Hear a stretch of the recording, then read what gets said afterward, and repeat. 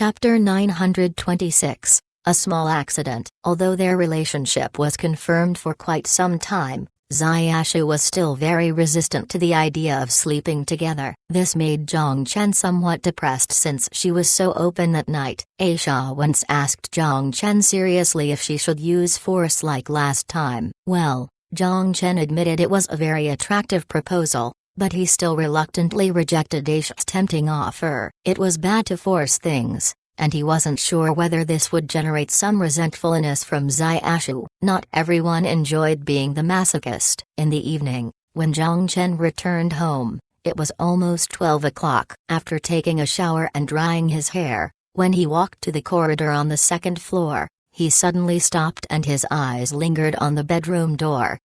Whose bedroom should I go to tonight? While immersed in his thoughts, Zhang Chen was already in front of Xiaoshu's door. Reaching for the door handle, he found that the door was locked. Zhang Chen didn't expect this. "Is she tired?"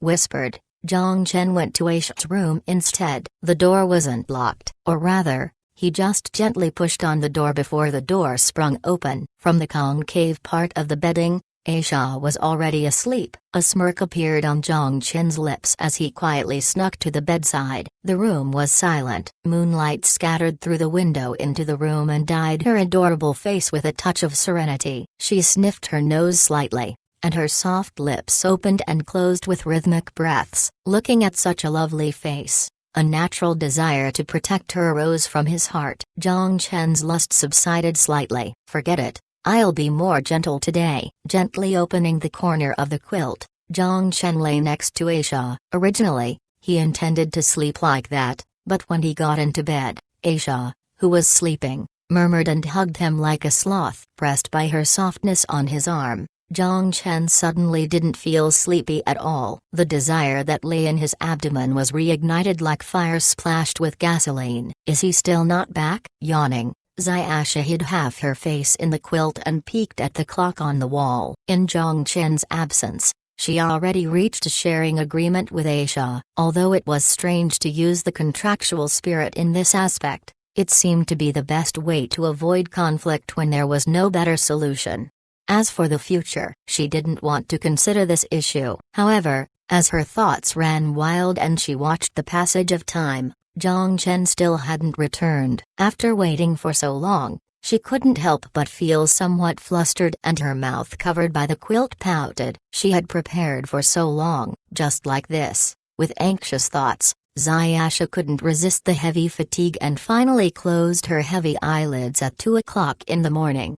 "This guy. How come he hasn't come back yet?" she muttered. Her hands holding onto the quilt slowly relaxed. Uniform breaths wafted from underneath and she gradually drifted away into the long night. Early the next morning, Zhang Chen stretched and rubbed his sleepy eyes as he got up from the bed. He examined the messy bedding and a smirk appeared on his face. He got off the bed feeling refreshed and put on some clothes to go to the bathroom. After washing up, Zhang Chen encountered Xiaoshu, who was eating breakfast in the dining room. What surprised Zhang Chen was that she slept so early, but she had dark circles under her eyelids. "Did you stay up late to play with your phone?"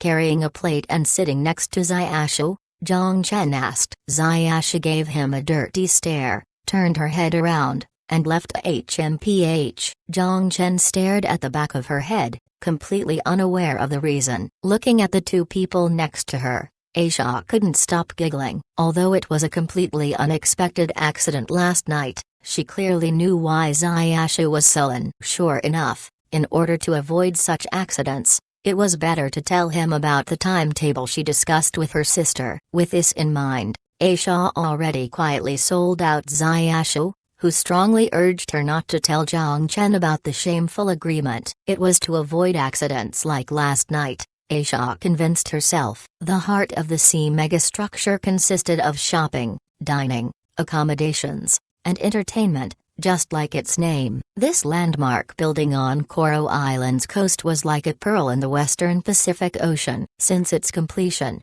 it had been filled with people. In the presidential suite of the Hilton Hotel, a serious, old-fashioned, white-haired old man repeatedly flipped through a document in his hands. Right then, The door was pushed open and a woman about 20 years old entered the room. She walked to the old man's side and curiously looked at his document. "Grandpa, don't sleep so late." "What are you looking at?" "I couldn't sleep." Yi Qingwa sighed and put the document on the table. "We missed out on a talent we absolutely shouldn't have missed out. For so many years, since your grandmother left, I've never been so remorseful about something." He was reading through Zhang Chen's file. This file recorded everything from birth, admission and graduation from Wanghai University. Regardless how he examined the file, he was just an ordinary young man, the type who wouldn't stand out in a crowd. One day in the late summer of 2015, he registered a technology company in Wanghai. His Future Technology, which eventually became Future Group and took the world by storm. If the Wang family plotted against Future Technology, the Yi family could have given him a hand. Shaking his head, Yi Qingwa didn't think about these unrealistic ifs. He must now organize his thoughts. There was an important negotiation waiting for him in the afternoon. Not only Hua, but the Russia, Britain, and France were all staring at the space elevator. The reality of being able to send people up to space for a few new dollars wasn't just as simple as saving a couple million in economic value.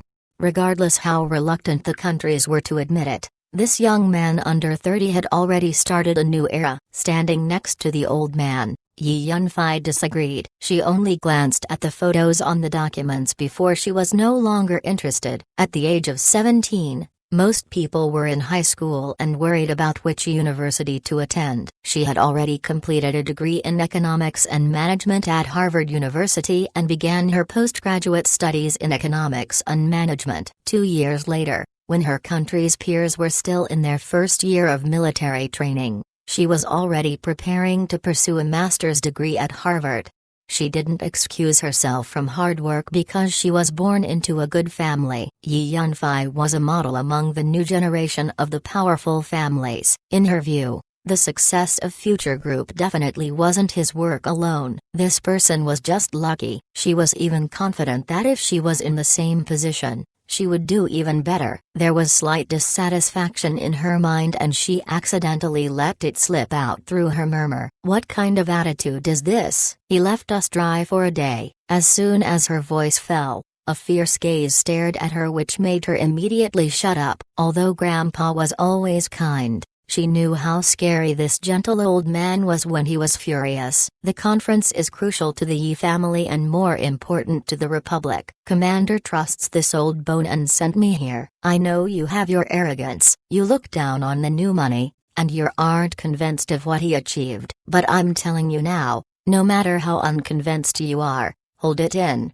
Yi Qingwa said while raising his voice. Yi Yunfei lowered her head, but she was pouting. Seeing that his granddaughter did not respond, Yi Qingwa persisted. "Do you hear me?" "Yes." As if she just experienced all the wrongs in the world, Yi Yunfei reluctantly squeezed the word out of her mouth. However, in her mind, her impression of Zhang Chen, who she had never met before, was even worse. "Him? Just a bastard who got lucky. Let me bow. Who does he think he is?" Chapter 927. Space Defense Force. In the morning, Zhang Chen came the head of the military, Ivan, at the New Moon Island's military base. They chatted about the establishment of a space defense force. Establish a space defense force? The fresh vocabulary made Ivan slightly confused as he spoke out subconsciously. "What's that?" "Literally what it means. It might be changed to another name in the future, but for now, we can call it by this name," Zhang Chen said. "But who can we defend against? Even if the is our imaginary enemy, our missiles that cover the entire would be enough to make them cautious," said Ivan. "The significance of setting up such a force is exactly that. Our space defense force can be deployed in any area of the globe in just a few hours. Traditional air defense weapons will be meaningless against attacks from the orbit. It won't just make them cautious, but it will stop them from having ill intentions in the first place." Having said that, Zhang Chen looked at the stunned Ivan. "What do you think? Are you interested in witnessing this day?" Hiding his look of shock, Ivan took a deep breath and looked solemnly at Zhang Chen. "Of course, I look forward to seeing the hegemony fall in your hands." Former Soviet soldiers, Ukrainian-born Ivan, had reason to hate anyone who used conspiracies to destroy his country. Although most of his hatred had already faded with age, his heart, which was eager to witness the fall of the A, still remained to this day. Jiang Chen nodded. Celestial Trade Space Defense Forces. The name Defense Force is not the true intention, and I need you to build an outright attack force, space-based weapons, orbital airborne troops, and laser array defense systems in the atmosphere. This is the blueprint for the construction of our army. The Space Defense Forces plan will be Celestial Trade's top secret. In addition to the orbital airborne troops, all other sub-projects will be conducted in secret. I understand. Ivan nodded cautiously. Once such a plan was made public, it would inevitably cause joint opposition from the countries all over the world. Even former allies and friends of the same cultural circle wouldn't hesitate to stand on the opposite side of Xin and try every possible means to obstruct the implementation of the plan. The use of outer space for military purposes had always been forbidden for the international community. Even when the A was trying to implement a space-based weapons program, it also received considerable resistance domestically and internationally. No one wanted others to extend the sword of Damocles above their heads. It would make everyone uneasy. If everything was already a reality, even if all nations strongly opposed it, they would have no alternative, and Xin would have enough strength to go down that path. It'll take a long time to complete the entire project. I'm not rushing you to make it an immediate success. I would rather you be slow and make the entire plan foolproof before you start to implement it. Here, Jiang Chen paused, then said, we can start with high orbital airborne troops. Although we're confident they will be far more powerful than missiles, soldiers aren't missiles after all, and they shouldn't incite any objections from any countries. Although it doesn't rule out the possibility that some people will use this as an issue to attack. Using this force to test the bottom line of the international community is a prudent and appropriate choice. Leave this to me. However, to form this force, we need help from the Space Launch Center. Although Ivan was the CEO of Celestial Trade, his power was essentially limited to Celestial Trade's military decisions. He couldn't even intervene with the logistics, as it was Barkari who handled this aspect. Clear responsibilities not only helped increase loyalty, but it also strengthened the combat effectiveness of the military. Only when all people were in positions they were best at could the effectiveness of the group be maximized. In terms of loyalty, Jiang Chen didn't just depend on slavery chips or his personality. Only an efficient and strictly enforced system could ensure the long-term stable operations of an organization. I will explain to Kelvin that the establishment of a space defense force and the Space Launch Center's interstellar colonization plan won't conflict, said Jiang Chen. Jiang Chen didn't stay on New Moon Island for a long time after he delegated the establishment of the Space Defense Force. There was also a meeting with Han representatives in the afternoon. He had to go back and prepare in the meantime. An important person was coming to Koro Island on this visit. Not only did he visit foreign countries with top figures, but he also shook hands with famous individuals like Wallace. Liu Xianggo only revealed 3 words to him: Jiangnan Yi family, and he didn't say anything else. The Yi family also prospered from the Hancheng region and was very close to his hometown, Hukan. Jiang Chen had heard of the Yi family, but that was all he knew. He knew they were very powerful in the Jiangnan area, but he didn't know the specifics of their influence. After all, his height determined his vision. When he stood in a high enough position, his ability was enough to allow him to ignore everything he had ever looked up to. The fact, this time, who sent the Yi family's head, a prominent central figure almost ready to retire, in an attempt to woo him. The Yi family were prominent members of Jiangnan. If Jiang Chen was reminiscent for the past, maybe the emotional card could work wonders. In Future Building's meeting room, Jiang Chen met the white-haired old man, dressed in a plain Chinese suit. His back was straight and posture was resolute. Although he looked well over his 60s, He was healthy. A half step behind him was a young and beautiful woman with little makeup on her elegant face. A fitted suit couldn't hide her beautiful appearance. She must have received higher education, as the black-framed glasses cast an intelligent vibe. Her gracefulness was something absolutely impossible for the average person to imitate. Mr. Zhang is an imposing figure, so young, yet so accomplished. You're a model for young talent in the Jiangnan region. After seeing Zhang Chen, Elder Yi smiled and wasn't stingy with his compliments. Elder Yi is flattering me.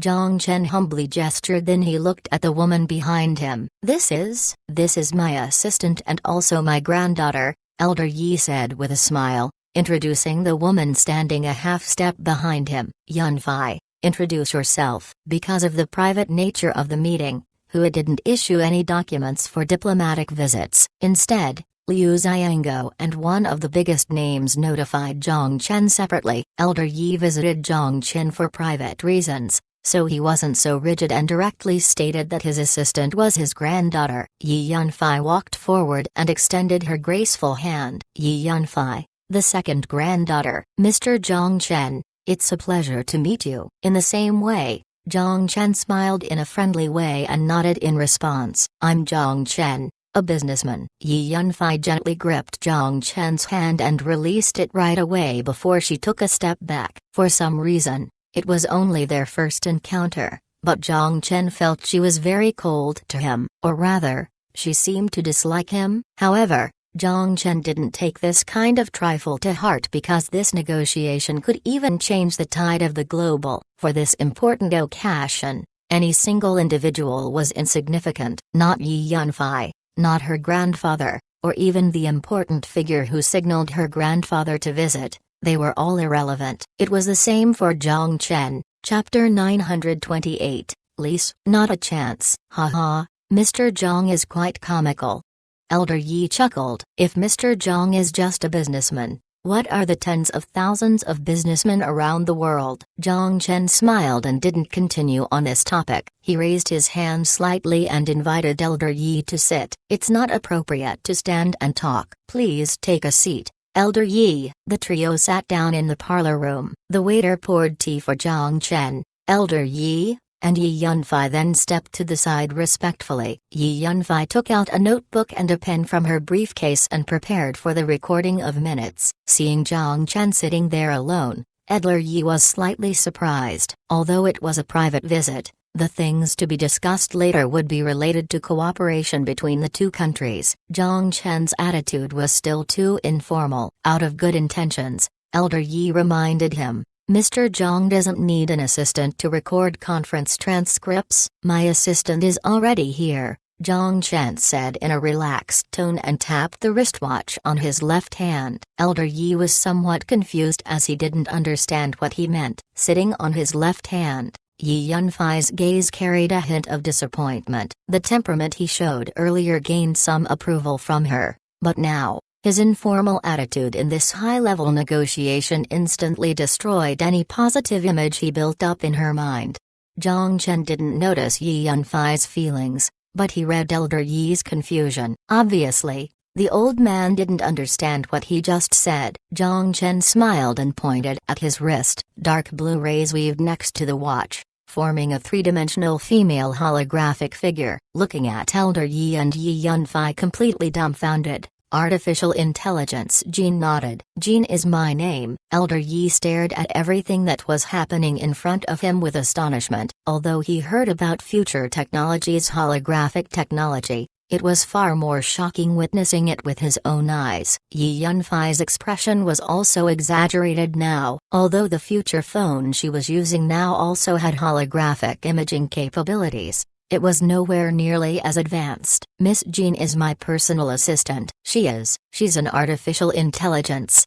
Zhang Chen smiled. Elder Yi nodded and recovered from his initial shock. He smiled gently and said, Artificial intelligence? If Mr. Zhang hadn't reminded me, I would have almost thought Miss Jean was a real person. Future technology certainly leads the world's technological frontiers, and the technologies you introduce always shock us. In the early days, Zhang Chen's future technology once designed a drone system for the military. The military still praised the system, which had almost no obvious bugs. The Soaring Dragon 2 high-altitude drone independently developed by Hua, with the help of the intelligent drone control system, maximized its performance. When Elder Yi saw this artificial intelligence no different than a real human, he sighed in secret. It seemed he still underestimated Zhang Chen back then. "You're flattering me." Zhang Chen smiled back. "Let's get to the topic." Elder Yi nodded and his smile gradually converged into a serious expression. "Since Mr. Zhang said that, I will be straightforward. My visit to Xin this time was precisely meant to discuss the space elevator you completed recently. Although Hua's space activities aren't frequent, and the market size is also quite limited, but we're quite interested in the amazing technology you've demonstrated. So, what's your proposal?" Zhang Chen smiled. Elder Yi cleared his throat and smiled kindly. "We hope to closely cooperate with you in the development of space resources." After internal discussion, the cooperation we propose is to establish a space development company. For a period of 50 years, we will sign the elevator track lease agreement for 2 freight rails and 2 passengers rails for space resource development purposes. "Leasing? 2 of each?" Zhang Chen was stunned by Elder Yi's proposal. Although he didn't expect something material on the first day, the proposal from Elder Yi was too whimsical. The total number of tracks was 12, but he wanted 4 from the start. "How can I agree to this?" Elder Yi wasn't to be blamed for this kind of proposal. After all, it was a plan discussed in a high-level internal meeting. Nowadays, the space activities of countries around the world weren't very frequent. Although they were optimistic about the prospects for the development of space resources, no one could accurately estimate the prospects. Seeing as Zhang Chen wasn't speaking, Elder Yi thought he was considering the proposal, so he paused then added, "The price is negotiable, as long as the figures given by your party are within a reasonable range. If there's anything unsatisfactory about the proposal we came up with, please point it out and we can discuss it." Silence ensued in the room for a long time. Yi Yunfei's pen stopped and she frowned slightly at Zhang Chen, who didn't speak a word. In her opinion, the conditions proposed by her grandfather were quite generous, and he also lowered his attitude to travel to discuss this with Zhang Chen in Xin. She didn't understand why Zhang Chen would be unsatisfied. After a long moment of deliberation, Zhang Chen opened his mouth but didn't speak. In the end, he sighed and broke the silence. "It seems we have to discuss this." Upon hearing Zhang Chen's words, Elder Yi's brows furrowed. "Oh, it seems Mr. Zhang has a lot of dissatisfaction with the proposal. You may bring up the differences between us." "We have a lot of differences on the proposal itself." Zhang Chen leaned in his chair and spread out his hands. "Celestial Trade never planned on leasing out the space elevator, even if it's one of the tracts. We're willing to provide to all countries an inexpensive outer space transportation service. And that's also the only service we're currently selling."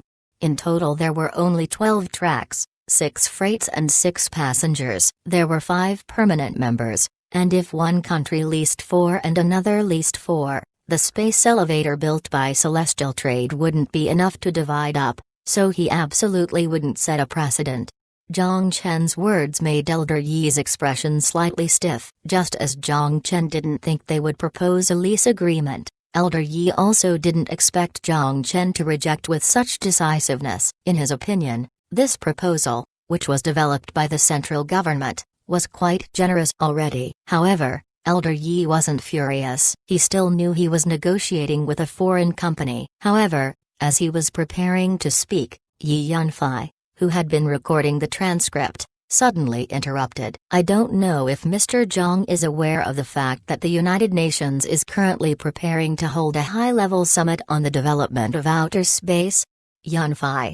The old man gave a hard stare at his granddaughter and motioned for her to be quiet. However, this time, Yi Yunfei didn't back down but stared at Zhang Chen, trying to catch a hint of caution in his pupils. It was a negotiation skill taught by her professor. At the negotiating table, The method of expanding one's advantage was nothing more than seizing the other's weakness and forcing the other party to make concessions on non-core interests. How one seized others' weaknesses depended on the chips on both sides and the art of negotiation. Although she was the second granddaughter of the Yi family and lived a carefree life with a golden spoon in her mouth, she never considered that something to be envious about. She received an aristocratic education since childhood, and her fate of growing up had also been determined. For the benefit of the family, she had to marry a strange man and spend a lifetime with someone she didn't love at all. She originally thought that after she received a master's degree from Harvard,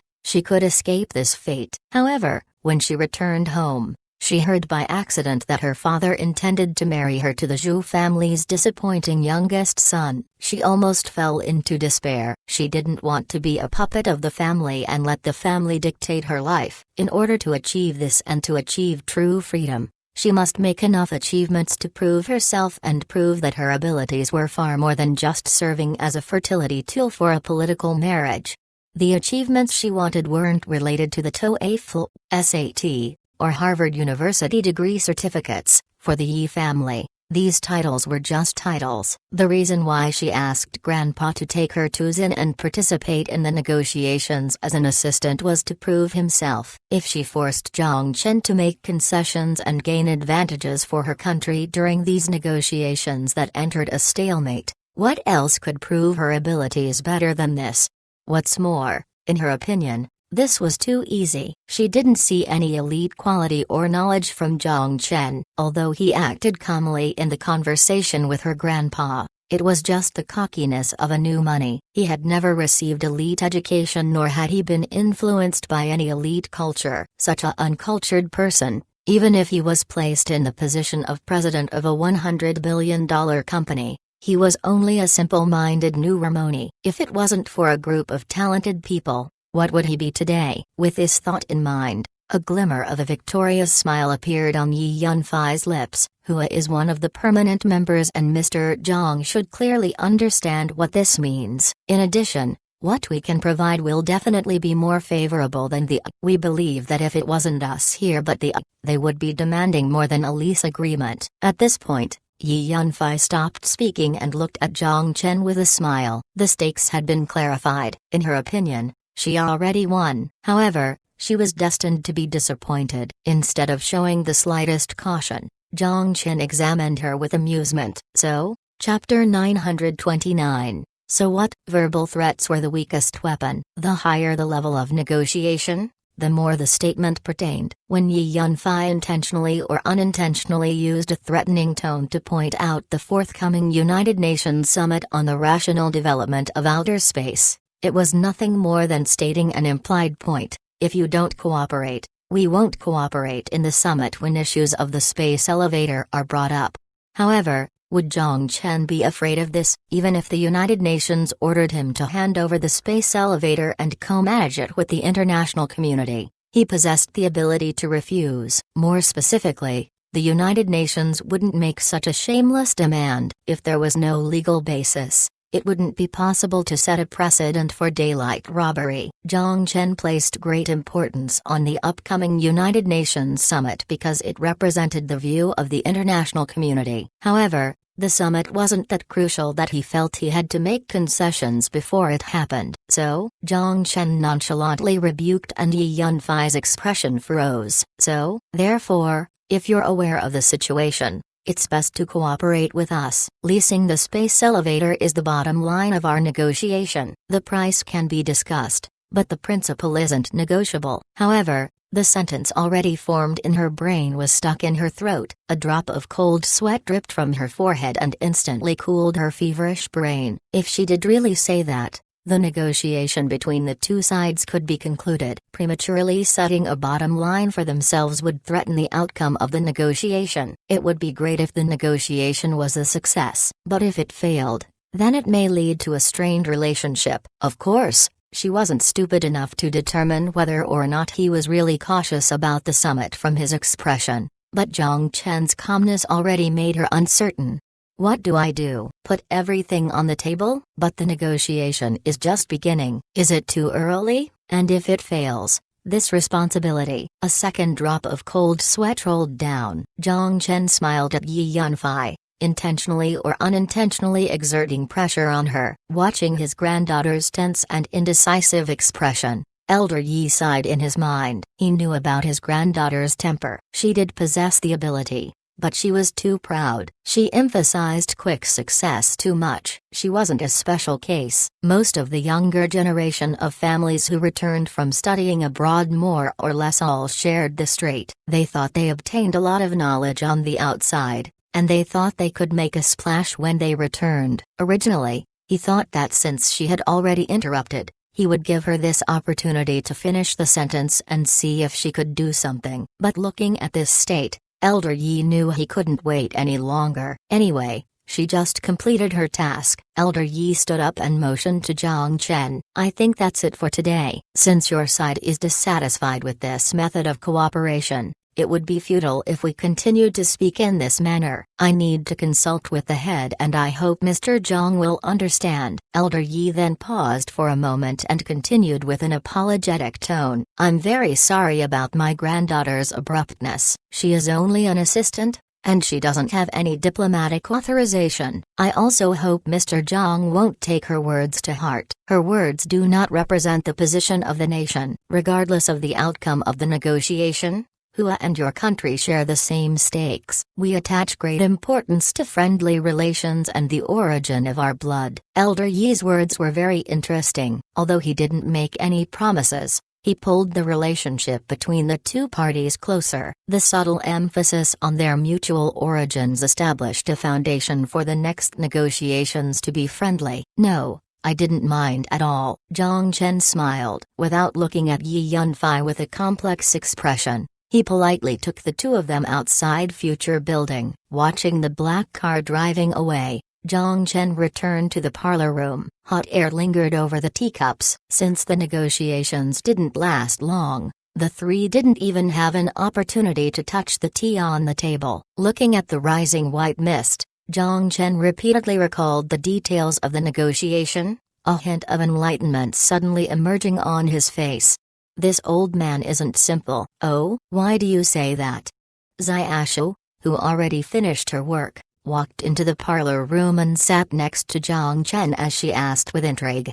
He knows his granddaughter the best. I'm afraid that his granddaughter would have said everything even without his direction. He was expecting her to act this way, Jiang Chen explained while still in thought.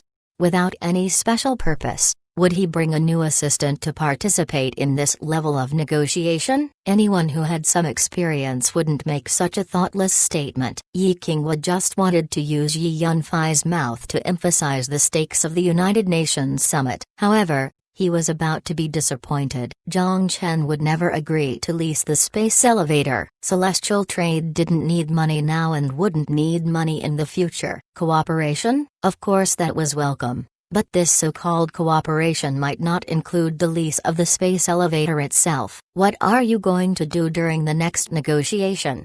Xiaoshu poured a cup of tea for herself. She looked at Jiang Chen. In your plan, Hua is an essential player. Yes, but not exactly.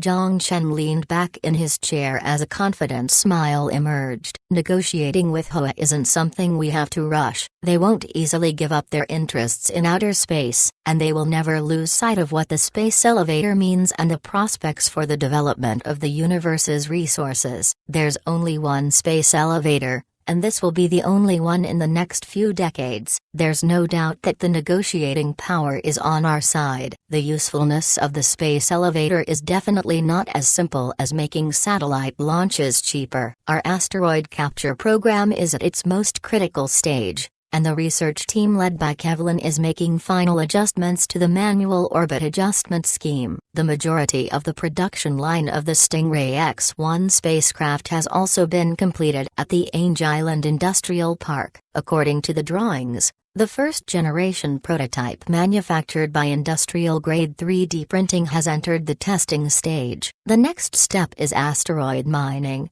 and we will hollow out the entire Bennu asteroid. Then, we'll use the almost infinite amount of ores to destroy the Jewish consortium that monopolize the traditional mining industry as their economic backbone. With ores cheap beyond imagination, Rothschild's Vale will go bankrupt. While explaining, Jiang Chen stopped the conversation and smiled at her. Excuse me, I've gone a bit off topic. Zayasha grinned and elegantly took a sip of her tea. That's okay, you look handsome when you're confident. Am I? Jiang Chen took a second to process that information and immediately touched his face. I thought I was always handsome. Cough. Her shoulders were shaking and Zayasha covered her mouth while coughing. The other hand put down the teacup she was holding. She was amused by Jiang Chen's remark and didn't manage to contain herself. She laughed with tea in her mouth and almost choked. Jiang Chen didn't expect her to be so easily amused. He quickly reached out and patted her back. After her cough eased up, he asked with concern, "Do you feel better?" Zayasha rolled her eyes at Jiang Chen and used a handkerchief to wipe the tea at the corners of her mouth to restore her dignified appearance. "Well, let's be serious. Natasha called me. Her work in Moscow has ended early and she's going to return tomorrow." Jiang Chen's expression changed. "So you mean?" Zayasha nodded. "Yes." Russia was also eyeing the space elevator. Natasha's sudden return now must be related to the elevator, and this was why Zayasha was worried. She heard Natasha and Jiang Chen's personal relationship was good. If Russia planned to use this card, in other words, in the future, I have to restrain myself?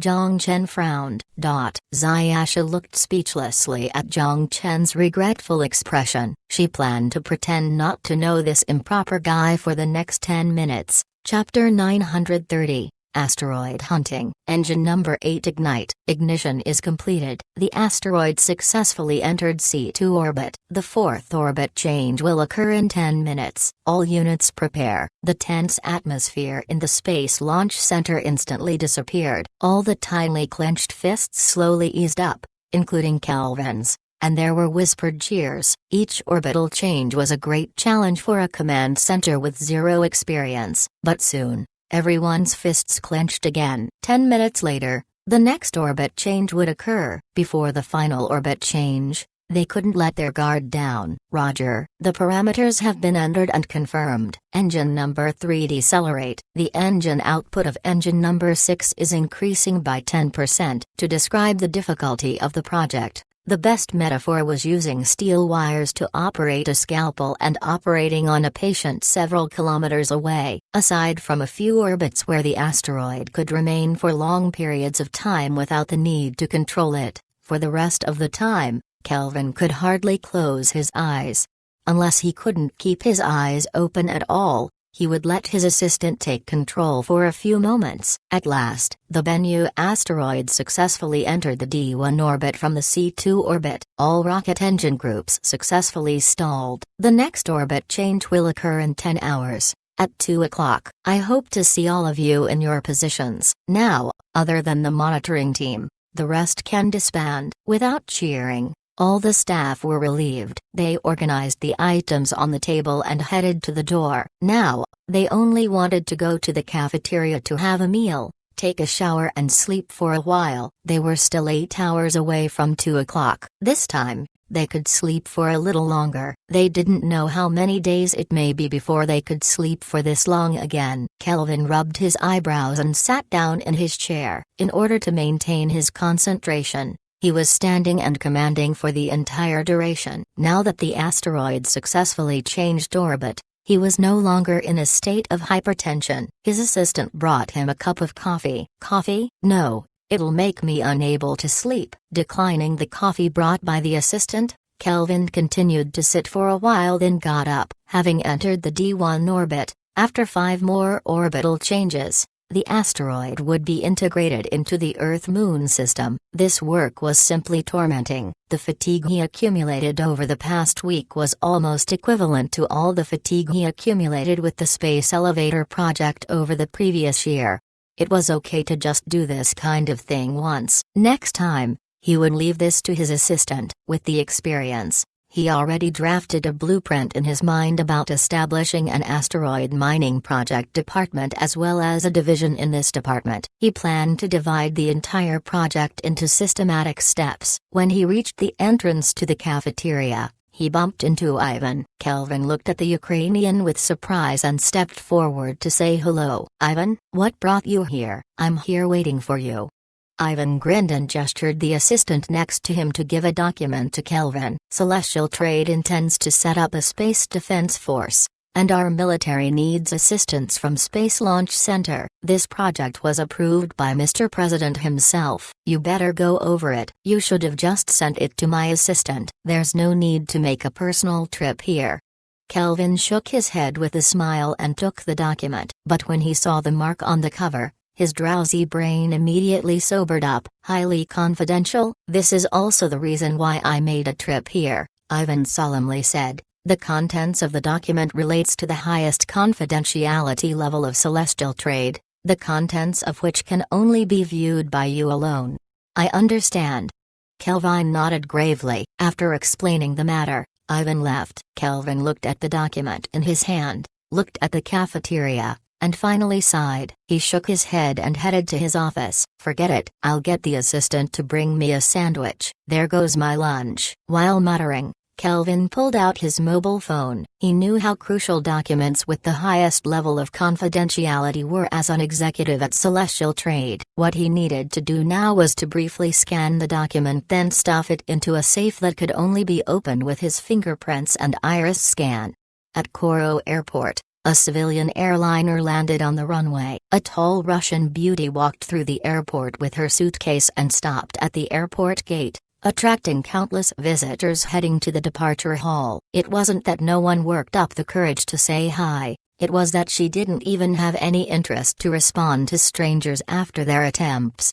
A black car was parked in front of the airport. The Russian beauty's eyes lit up and her golden hair swayed. She picked up her luggage and walked forward. This scene made all the men eager to introduce themselves envious. They all jealously fixed their eyes on the ordinary-looking car. The most annoying thing was that the man sitting in the car didn't get out and the beauty had to put her luggage in the trunk herself. Countless people were all bitter over this fact. How blind could you be to be with a man without any gentlemanly traits? Fouquet, another flower inserted into cow dung.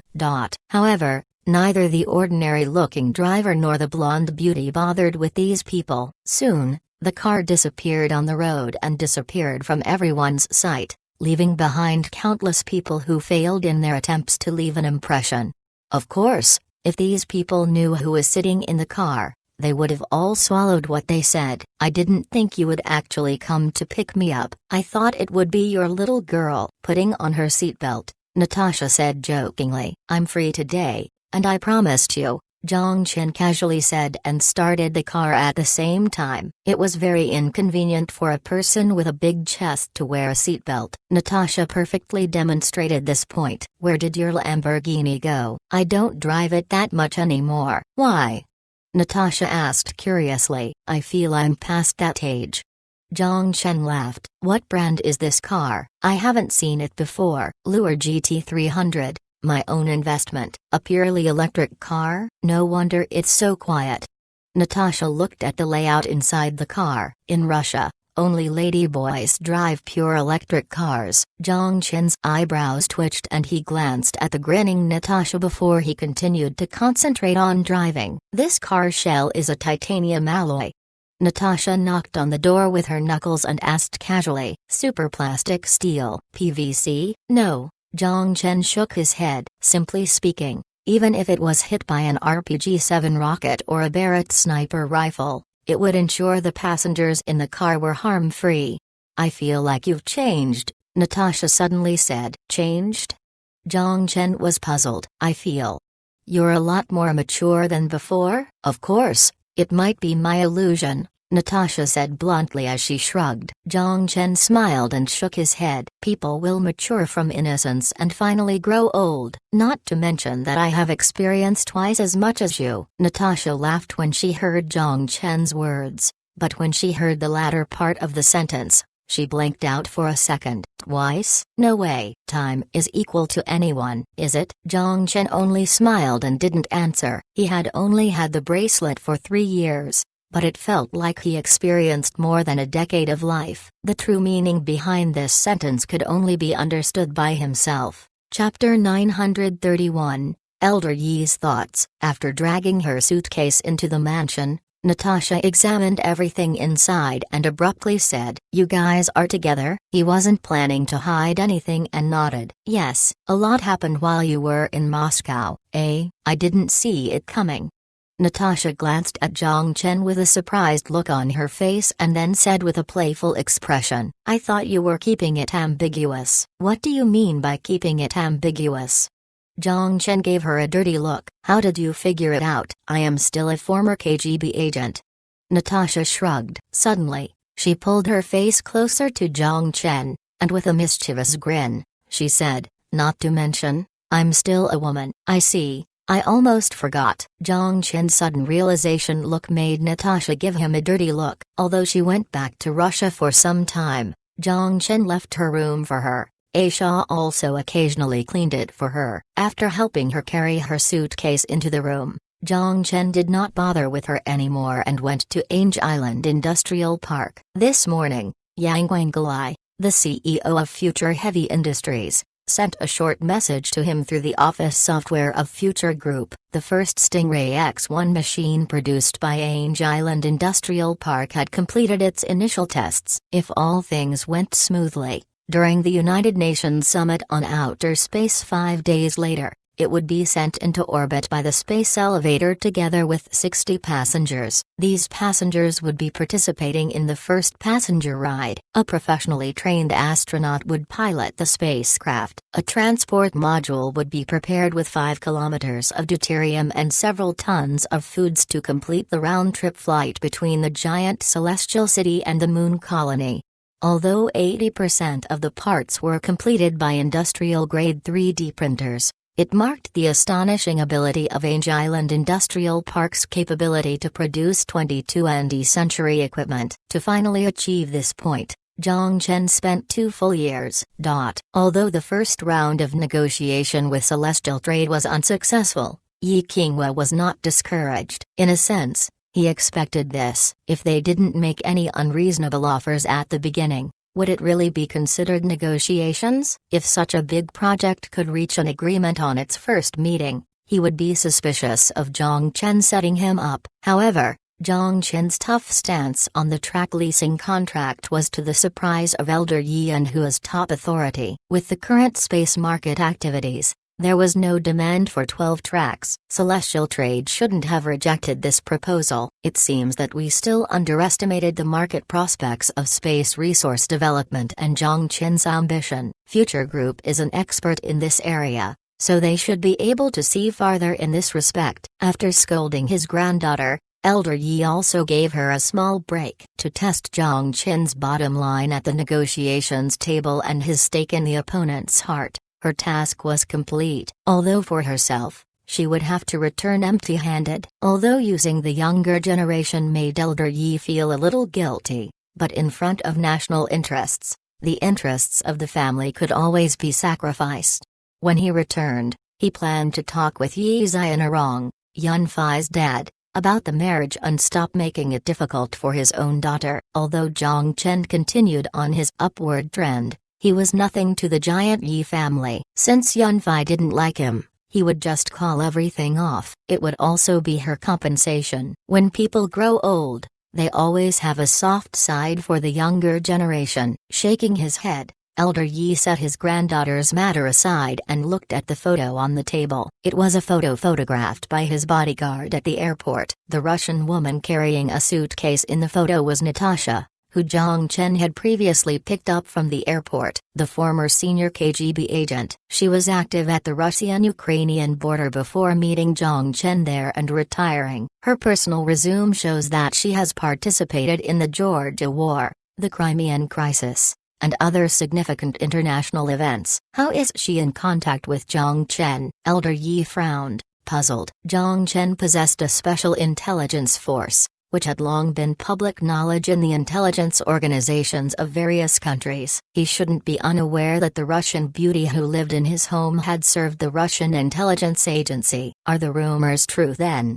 Elder Yi touched his chin and was lost in thought. According to the intelligence analyzed in the General Staff Department, Jiang Chen's private life was far from being as low-key as the internet generally perceives. Not only has he been in an affair with a domestic celebrity, but the rumors also said that his female bodyguard has another identity, his mistress.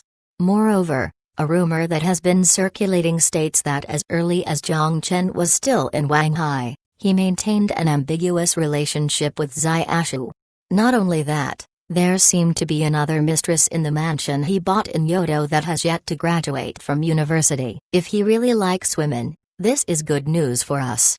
A shrewd light shone from Elder Yi's eyes, although neither he nor the people above him had ever imagined that he would return to Hua. They didn't mind establishing a few bonds to maintain a close relationship. Marriage is a good choice, whether it is for the country or for the Yi family. With the thought in his mind, his sad granddaughter's face had who just been reprimanded emerged in Yi Qinghua's mind. Although Yi Yunfei may have left a bad impression at the negotiation table, there was no deep hatred between the two. It was better to have an impression than to have no impression at all. If he could use some means to get them together. With this idea in mind, Elder Yi's cloudy eyes gradually became clearer. Even though the daughter of his second son was no goddess, he was confident in her beauty and believed that she was still stunning. Not only was she beautiful, but she also received excellent aristocratic education. Whether looking at her individual talents of poetry and painting or her educational background as a graduate from Harvard, she was far from being an ordinary woman. Although there is a bit of arrogance in her bones, with so many positive traits, this shortcoming could be easily ignored. As for Jiang Chen's private life, he did not care at all. Even if Jiang Chen wished to constitutionally restore polygamy in his small kingdom, or even if Jiang Chen wasn't emotionally committed to this marriage, he could care less. In front of national interests, so-called personal feelings were never important. The strength demonstrated by Future Group and Celestial Trade was also enough to allow the Yi family to lay down its traditional stance and sacrifice the personal happiness of a certain family member. It's just. Poor Yunfei. Elder Yi sighed. After deliberated for a moment, he reached for the phone and called his second son, the provincial government secretary, Yi Xianrong. He would have to discuss this with the top authority, but he must first talk to her father. Regardless of the success of this marriage, he must persuade Yunfei first. Forcing her to put down the prejudices in her heart and getting close with a man she didn't love at all would be hard for her. However, Elder Yi knew that she would understand his and her father's difficult decision. Chapter 932, A Serious Case. Aku. Jiang Chen suddenly let out a sneeze while bathing in the sea breeze. Aisha grabbed the coat beside her and draped it on his shoulders, holding on to Aisha's hand. Jiang Chen turned his head and smiled. It's okay. You know I won't catch a cold. After being injected with the genetic vaccine, his immunity was even enough to ignore the X1 bacterial infection, and he hadn't experienced the feeling of having a fever for a long time. But you were sneezing. It is better to be careful, Aisha whispered. Perhaps someone is thinking about me. Jiang Chen shrugged with a smile and tightened the coat around him. How is the situation in Europe? We helped the Russians ship weapons into Frankfurt. The Russians are still negotiating with the insurgents in regards to the budget. Our people are still tracking the whereabouts of the new high-ranking Freemasonry members and Carmen, but they have kept their trail very secure. Even with the help of the KGB, our progress is quite slow, Aisha said with some regrets. Jiang Chen reached out and rubbed the little girl's head, smiling. No need to become frustrated about this, we have a lot of time to do this. The wealthier one was, the more fearful of death, and the same applied for Jiang Chen too. Since being attacked by a mental psychic on his way home, it was not that he didn't experience another security threat, but ghost agents solved all the troubles without him knowing. What presented to him, in the end, was usually just a paper report. The remaining Kirafun, the Freemasonry, Business rivals. Too many people wanted him died. The same was true for Carmen Rothschild. The enemy of the Freemasonry was not just Future Group, so he must be careful. Speaking of the situation in Russia, how are they negotiating with the insurgents? Zhang Chen asked. A native Frankfurt chocolate maker is responsible for negotiating with the insurgents. He nominally provides support for Frankfurt in separating from the extreme beliefs of the righteous behavior, but in fact, the source of funding comes from a hidden account in Gazprom. Is there any evidence? Zhang Chen asked thoughtfully. Aisha nodded. Monica Geller listened to their calls. Although they used a lot of codes, our detection technologies can decipher the meaning of the codes. Monica Geller, the name Zhang Chen heard from Aisha before, is one of the main agents of the ghost agents active in Western Europe. The agent is codenamed Guinevere, a queen from the legend of ancient England. After listening to Aisha's reply, a satisfied smile emerged on Zhang Chen's face. He rubbed her hair as it fluttered in the wind. Although Xin and Russia were allies in many aspects, it was not enough of a reason for Zhang Chen to have no reservations. Even as an ally, he must keep his distance. Controlling the evidence of the collusion between the Frankfurt insurgents and the Russian intelligence services does not mean that Zhang Chen must use it in the future, but when necessary, it could play an important role. Seeing the smile on Zhang Chen's face, Aisha smiled happily and gently rubbed her face against his big hand. She always enjoys this warmth and enjoys the smile on the face of her beloved, especially when she knows that this smile is because of her work. The happiness from her heart gives her even more motivation. After Zhang Chen inspected the high-tech industrial park, he returned from Mange Island to Koro Island. Although the undersea tunnel was now open to traffic, occasionally he would choose a yacht as his means of transportation. One was to enjoy the refreshing breeze, and the other was to stop the yacht anytime when they encountered fish. He could then do some fishing along the way, primarily motivated by the fact that the fish purchased from the market was different from the fish he would personally catch. Stepping onto Koro Island, Zhang Chen received a call on the way back to the mansion. It was an unknown number. Hello? The phone was silent for a while before he heard a stiff female voice. Hello, I'm Yi Yunfei. Yi Yunfei. Zhang Chen frowned slightly as he recalled this name from his memory. He suddenly remembered the name. It seemed to be the granddaughter behind Yi Qingwe who he had met a few days ago. But what did she call me for? Is there anything I can do for you? Zhang Chen asked politely. Because Zhang Chen paused for 2 or 3 seconds, Yi Yunfei instantly knew that Zhang Chen forgot her name. Her teeth ground together. But when she thought of what her father and grandfather said to her, humiliation quickly appeared and faded between her eyebrows. In the end, she took a deep breath and suppressed the dissatisfaction in her heart. She then spoke in a calm voice.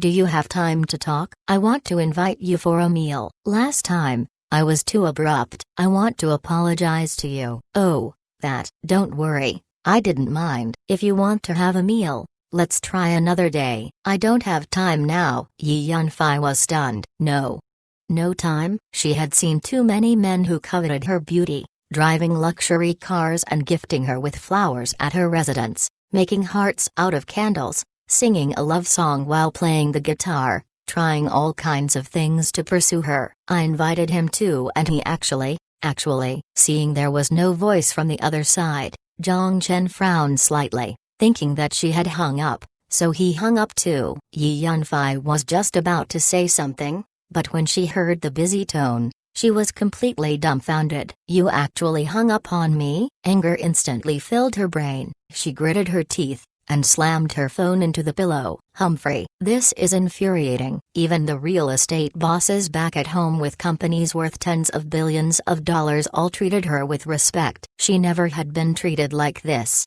It was no wonder she was furious. Yi Yunfei would never understand that the people pursuing her all didn't purely pursue her, but instead pursued the Jiangnan Yi family behind her. Without this background, would those people still pursue her? Beautiful, talented? Too many people possess those traits. Even her father's mistresses could all pull out diplomas from 1 or 2 prestigious university diplomas or some unknown international certifications.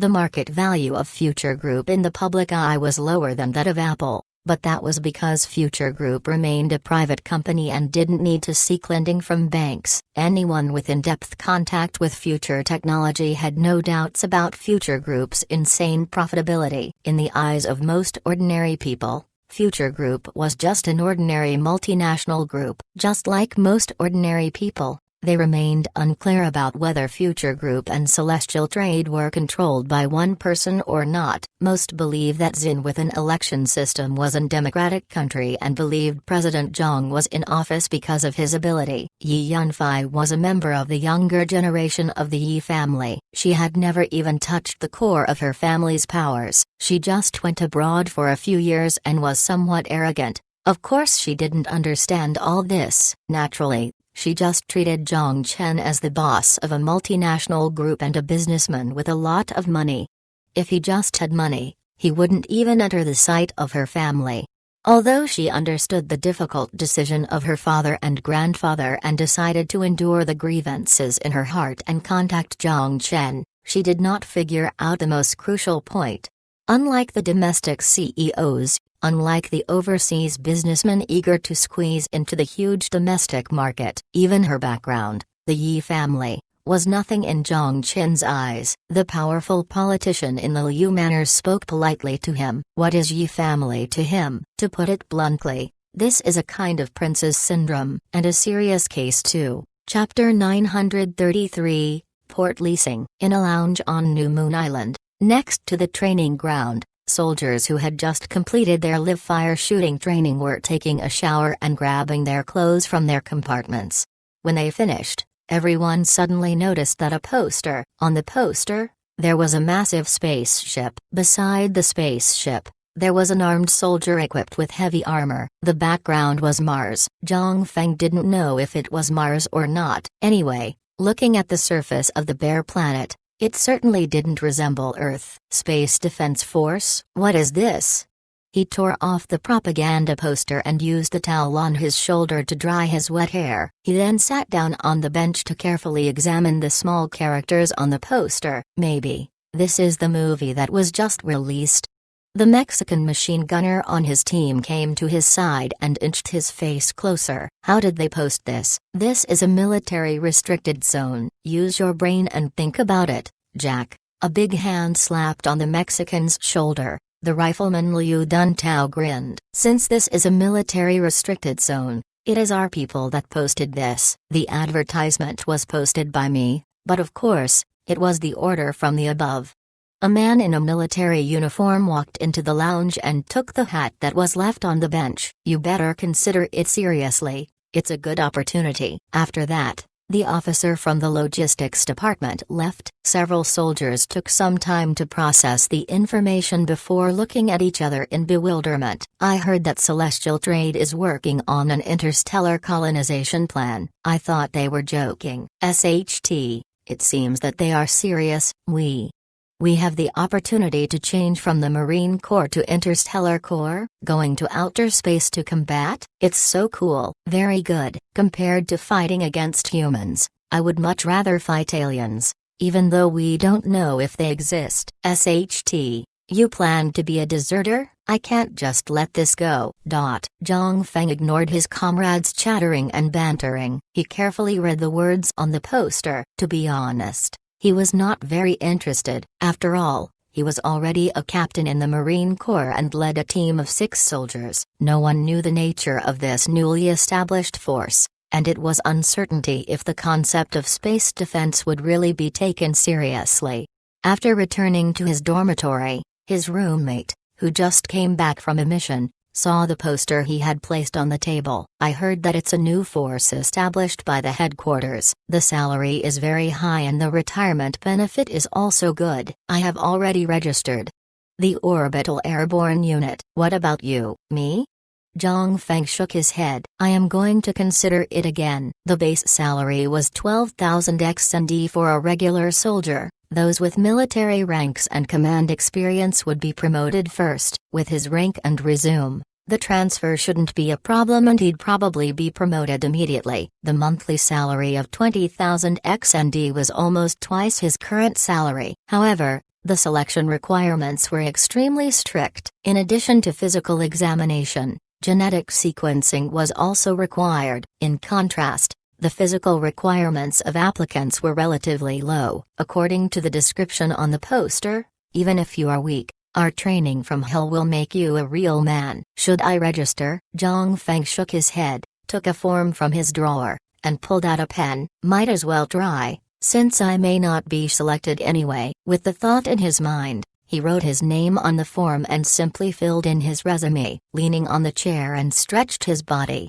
he put the form aside. He was about to go to cafeteria to eat, then register at the military office. These days, Zhang Chen lived a relaxing lifestyle. The Huaside had yet to reach a conclusion, and Yi Qinghua didn't come to see him again. Russia was thinking about something else. Natasha didn't mention the space elevator, and no one came from the Kremlin. Europe was stable. There were no other moves besides Assad's publication of several papers on the space elevator, ranging from the space elevator may be affected by extreme climatic conditions and the potential hazards of the design. In the quagmire of the economic crisis, they did not have the economic power to develop space resources. NASA called and simply inquired about the space elevator and the fee. Zhang Chen tossed a brief introduction to them and sent their people away. They did not call again when they received the information. There were many large, medium, and small private enterprises that contacted Celestial Trade. The line of Celestial Trade Outer Space Track Development, responsible for managing the space elevator business, was almost at full capacity 24/7. The sheer number of companies could form a line from Coral Island to Silicon Valley. Among them was SpaceX, NASA's appointed space exploration technology company. The space elevator completed the first batch of materials transportation from the ground to the orbit, and the private space companies instantly mourned in agony. SpaceX took the first and foremost hit, with the market prospect of the Falcon rocket series instantly vanishing. After falling for a few consecutive days, its market value had fallen from $12 billion to less than $10 billion.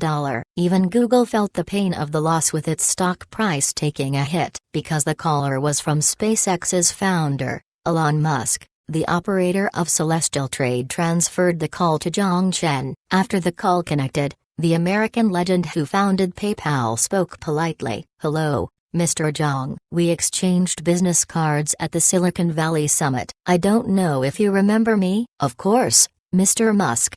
Zhang Chen smiled and joked. "I'd remember you even if we didn't exchanged business cards. After all, I grew up listening to your success story." The hobo richer than an entire country, Musk, the ordinary-looking but wealthy Jack Ma, the man who climbed to the peak from the troughs, Jobs. Countless aspiring young listened to their success stories. Although Zhang Chen sneered at such stories, it didn't stop him from being bombarded by these chicken soups when he went to school. But now, his story also started to inspire the future generations. Unemployed youth who started from scratch.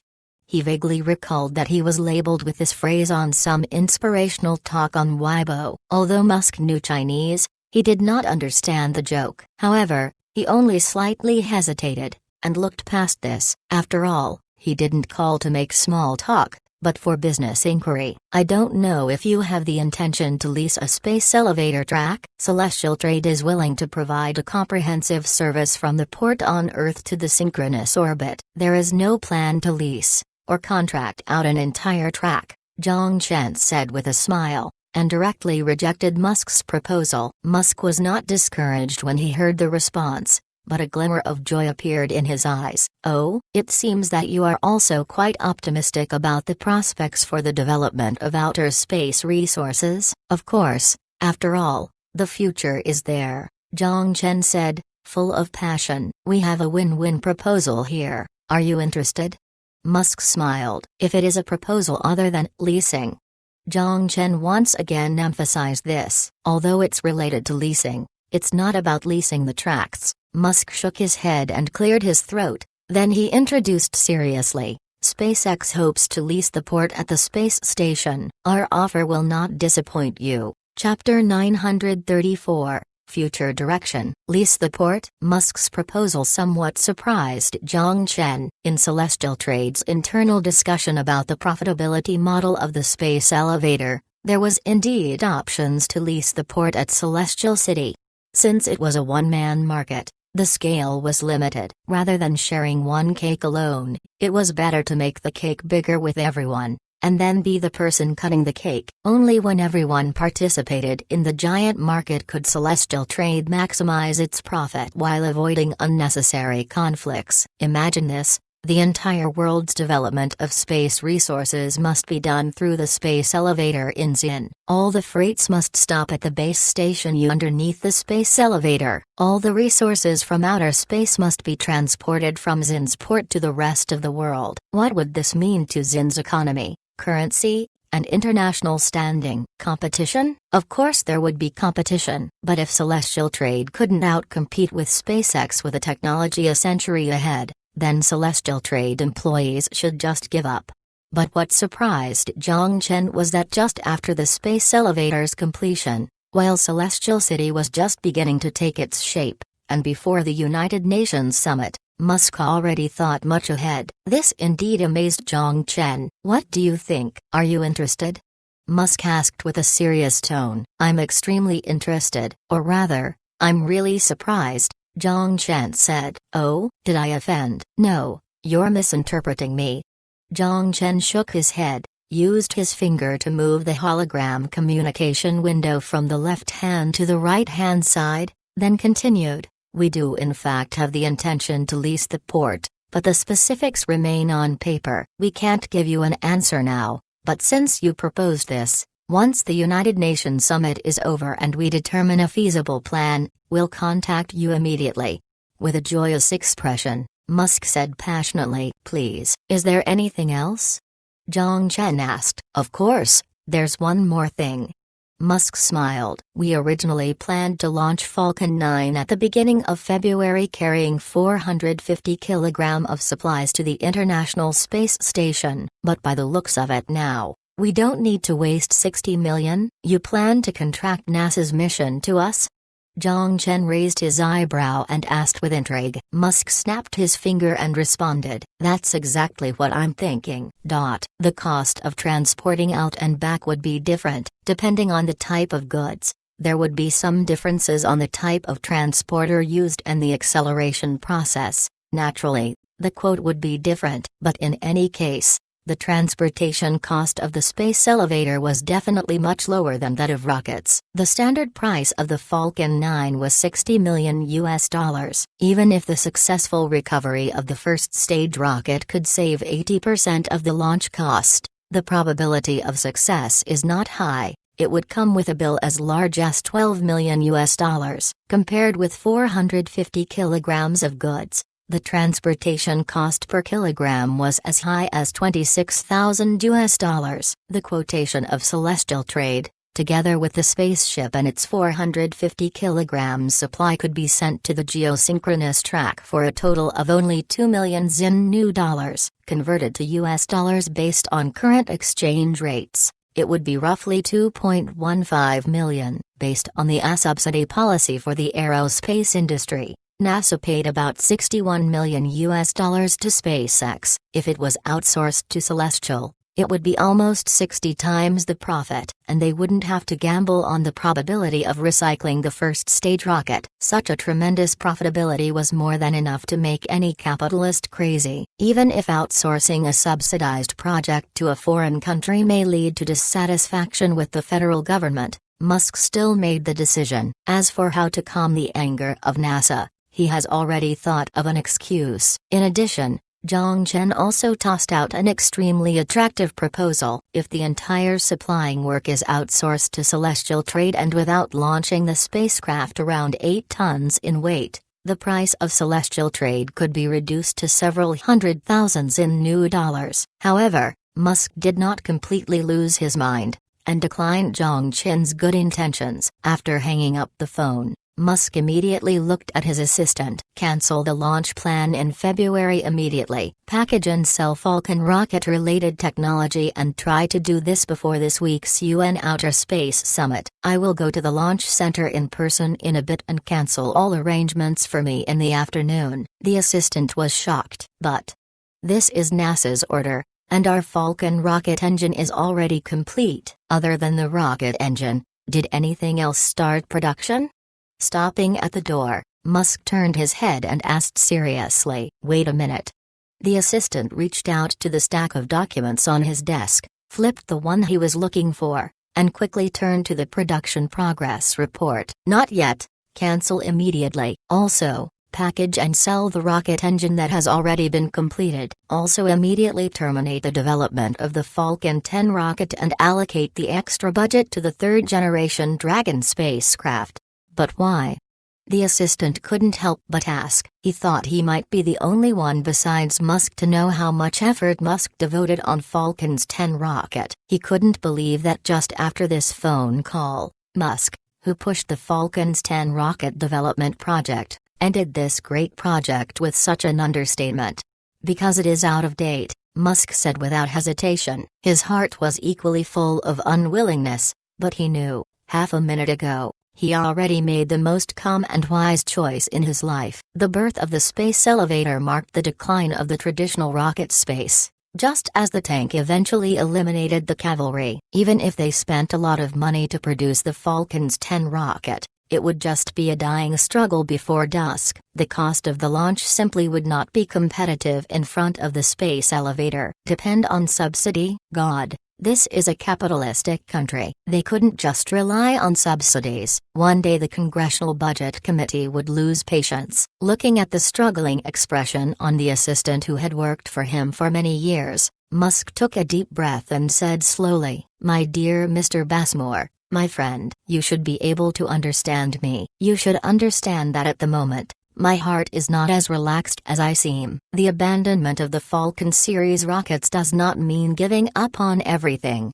but it means I'm making a choice. I should be the most pained person in the whole company, but rationality tells me, I have to do this. It is only a matter of time before the rocket that goes from the atmosphere to outer space becomes eliminated. The Falcon series has completed its historical mission. We learned from it, and its technology. And now we must solemnly close the coffin. I know this is very difficult.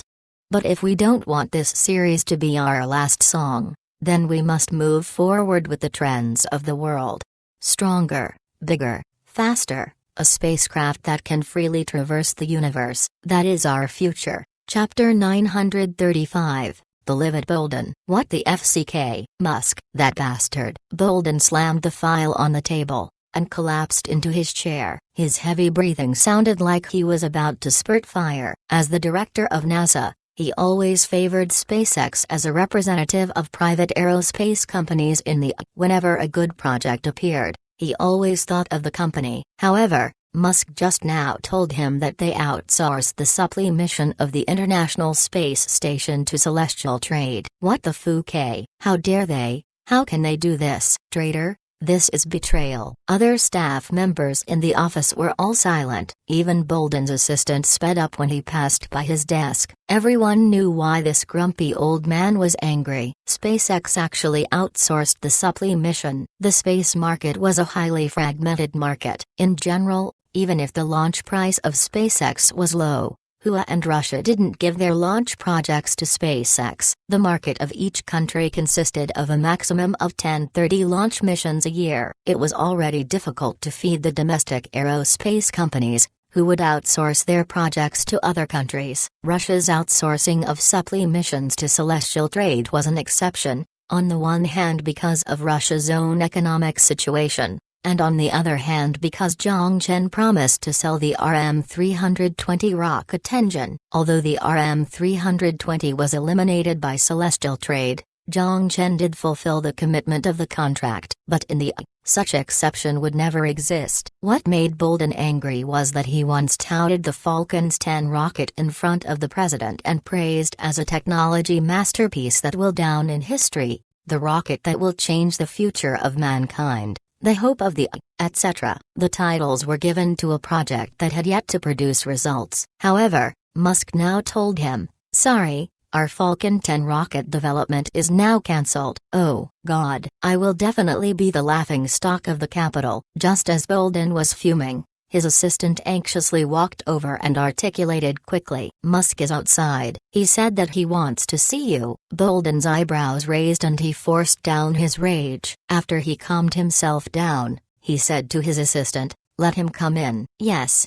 The assistant nodded and quickly left. He knew that his boss was at the brink of explosion. The reason why he didn't roar out was nothing but the silence before the storm. Soon, the office door was pushed open and a man in a coat came in. Bolden made a scoffing sound and his penetrative sight fixated on the person that just entered the room. "I was looking for you, but you came yourself." Musk coughed, then said, "Let me explain." "Explain to the Capitol," Bolden said. "You have outsourced a subsidized project to a foreign company. Are you that desperate to make money?" "Of course I'll explain to the Capitol. In fact, I am already preparing the materials for the hearing." If he didn't prepare a reasonable explanation, the misers at Budget Committee would probably directly send him from the congressional hearing to the federal court. After a pause, Musk continued without pressure, "I have to clarify. Even if I just outsource the launch mission to Celestial Trade, the supply work is still completed by us." Bolden, who was fuming, sneered, "What is the difference? Do you think it makes sense to go back and forth with chemical rockets from the surface to the orbit?"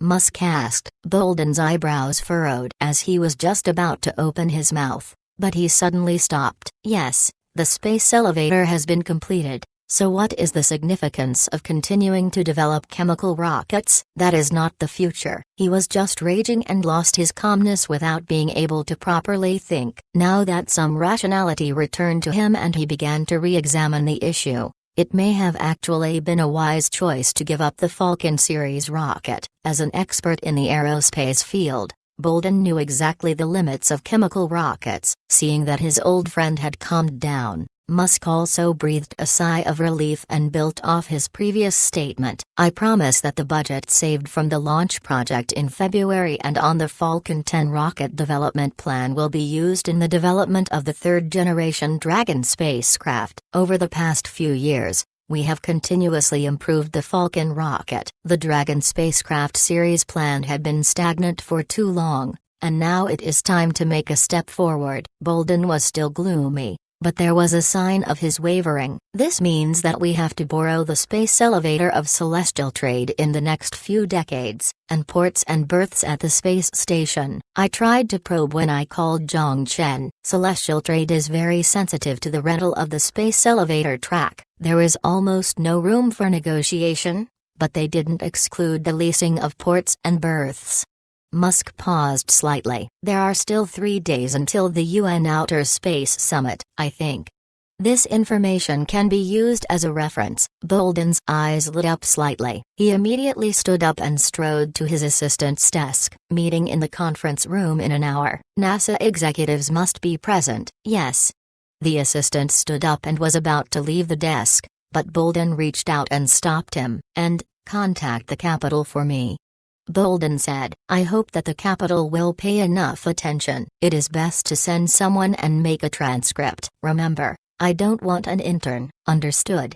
The assistant hurriedly nodded. Before leaving, the Mexican-American assistant secretively examined Musk. He didn't understand how this guy calmed his boss's anger. He had thought that it would turn into a brawl after they met. After all, it was not a rare event to start a fight as part of the office culture. After the assistant left, Bolden again issued several orders to his subordinates to ensure that everyone started to move and then returned to his desk. His mouth felt dry, but he remembered his assistant was already arranging for the meeting. Just as he was about to get up, a cup of coffee appeared right in front of him. "At the congressional hearing, I need your help."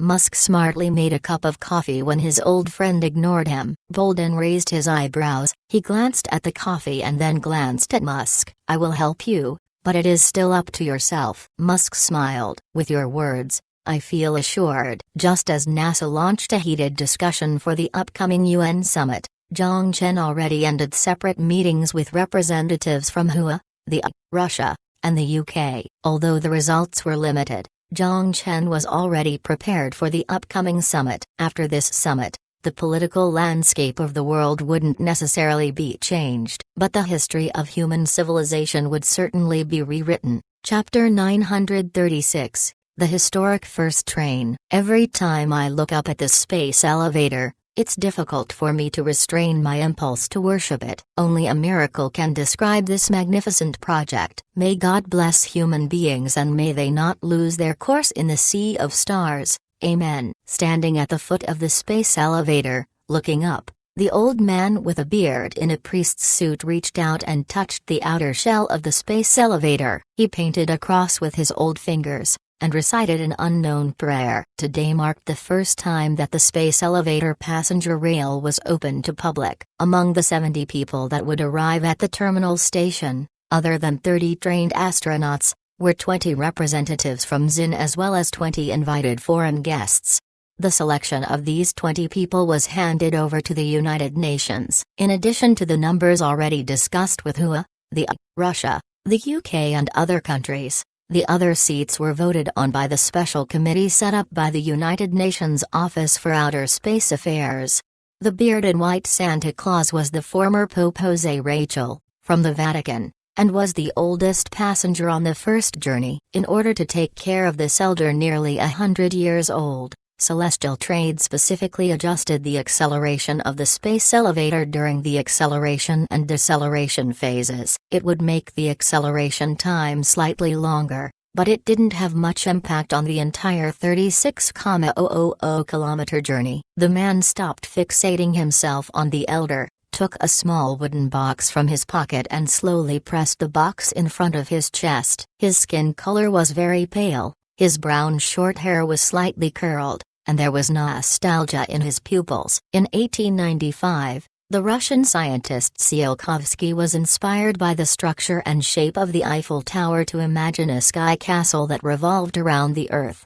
Looking up at the space elevator, the man muttered, "Fascinating greatness. The charm of civilization is exactly this. We can always obtain inspiration from our own culture, to imagine unrealistic dreams, and finally turn the dreams into reality." "You are?" The black man standing next to him looked at him with surprise. "A writer." With a pause, Rudolph Clark looked at the wooden box in his hand with a hint of reminiscence. "Like my grandfather." In 1978, his grandfather Arthur Clark took inspiration from Pearson's description of the American Space Mechanics Research Laboratory and wrote The Fountain of Heaven, which depicted the blueprint of the space elevator and influenced many science fiction literatures.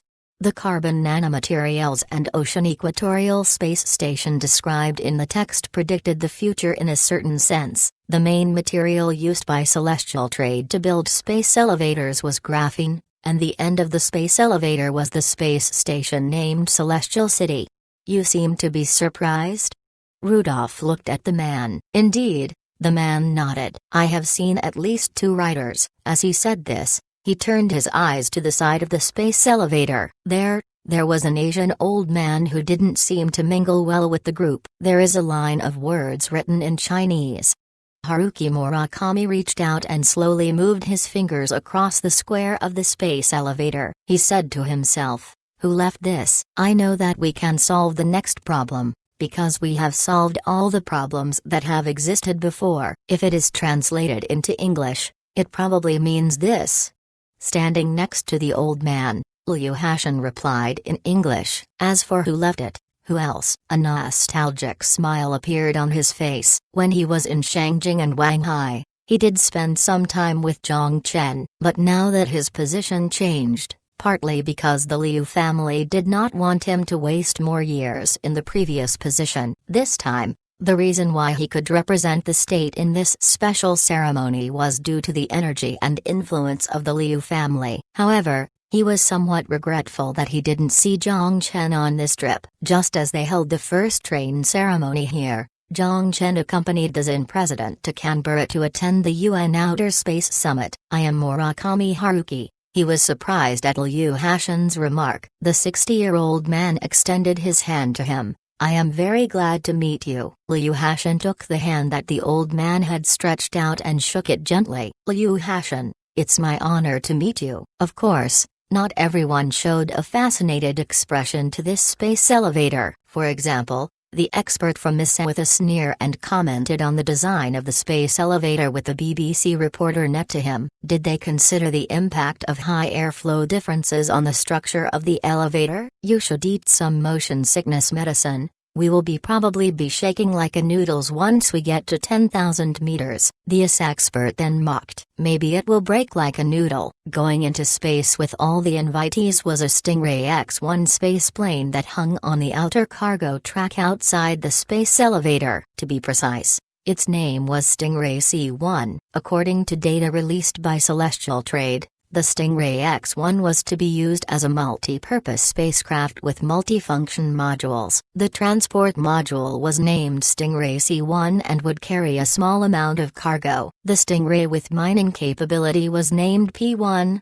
and the Stingray with an attack module was named A-1. However, Celestial Trade did not recognize that it had a production plan for an attacking spacecraft. At least for now, humans have not discovered the existence of other civilizations. That being the case, the purpose of an attack module didn't exist. After all, according to the design drawings of the Pan-Asian Cooperation, the weapons used by the Stingray A-1 was a laser cannon. The power attenuation coefficient of laser weapons in the atmosphere also makes it impossible to become an efficient medium to long-range weapon. Moreover, the use of a spacecraft without any aerodynamic design to fight a war in the atmosphere is far less effective than the Aurora 20 with wing design.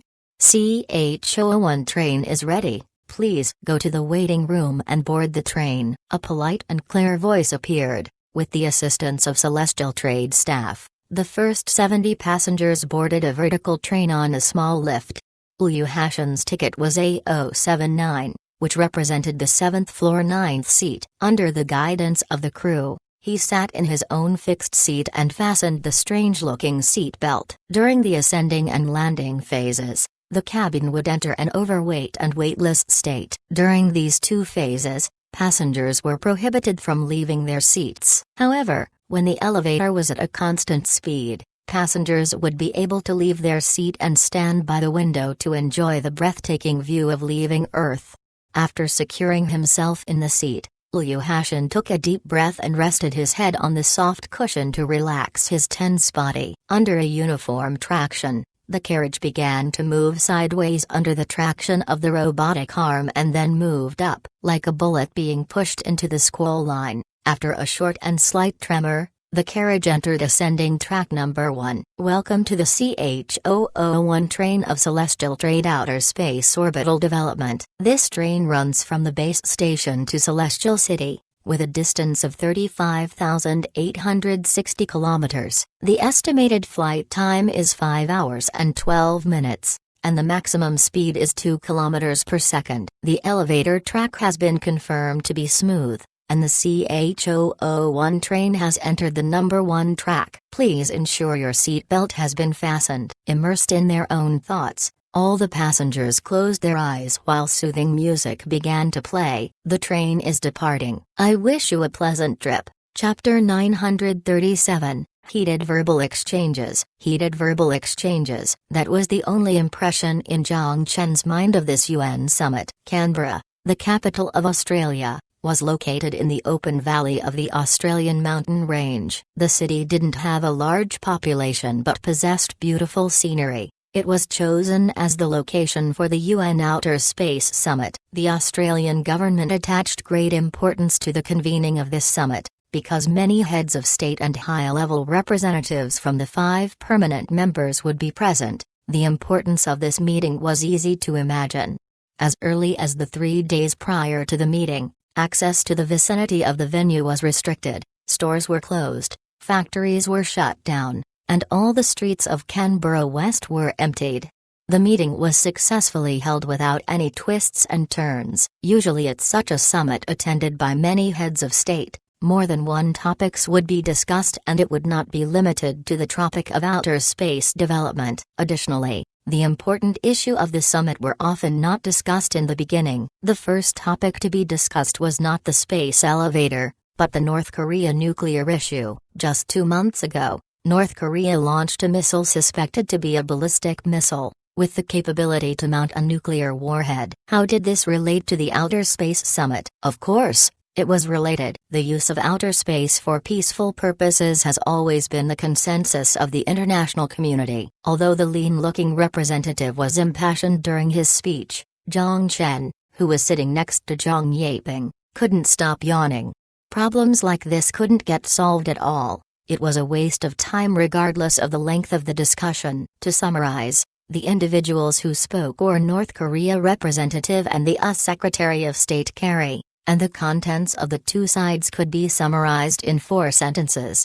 You are not allowed to launch missiles. Launching missiles is within my power. I dare you to launch one. Oh, I did. War? They would have gone to war already if they could. But war was never something that could be determined by 1 or 2 missiles and a pat on the head. International issues were never resolved by a click of a button. It was not as easy as simply destroying the enemy's base. People often seek reasons to persuade themselves for what has happened, or use their own logic to combine the limited information available to derive their own truth out of necessity. The only real conclusion behind all the mental gymnastics was nothing but the fact that people are often wrong. People will always repeat the same tragedy, and humans will always make the same mistakes. Because Zhang Chen firmly believed this point, he could sit here without fear. NASA Director Bolden even caught him yawning when he looked to his side. However, after glancing at the nearest camera and estimating that it could not capture anything below the table,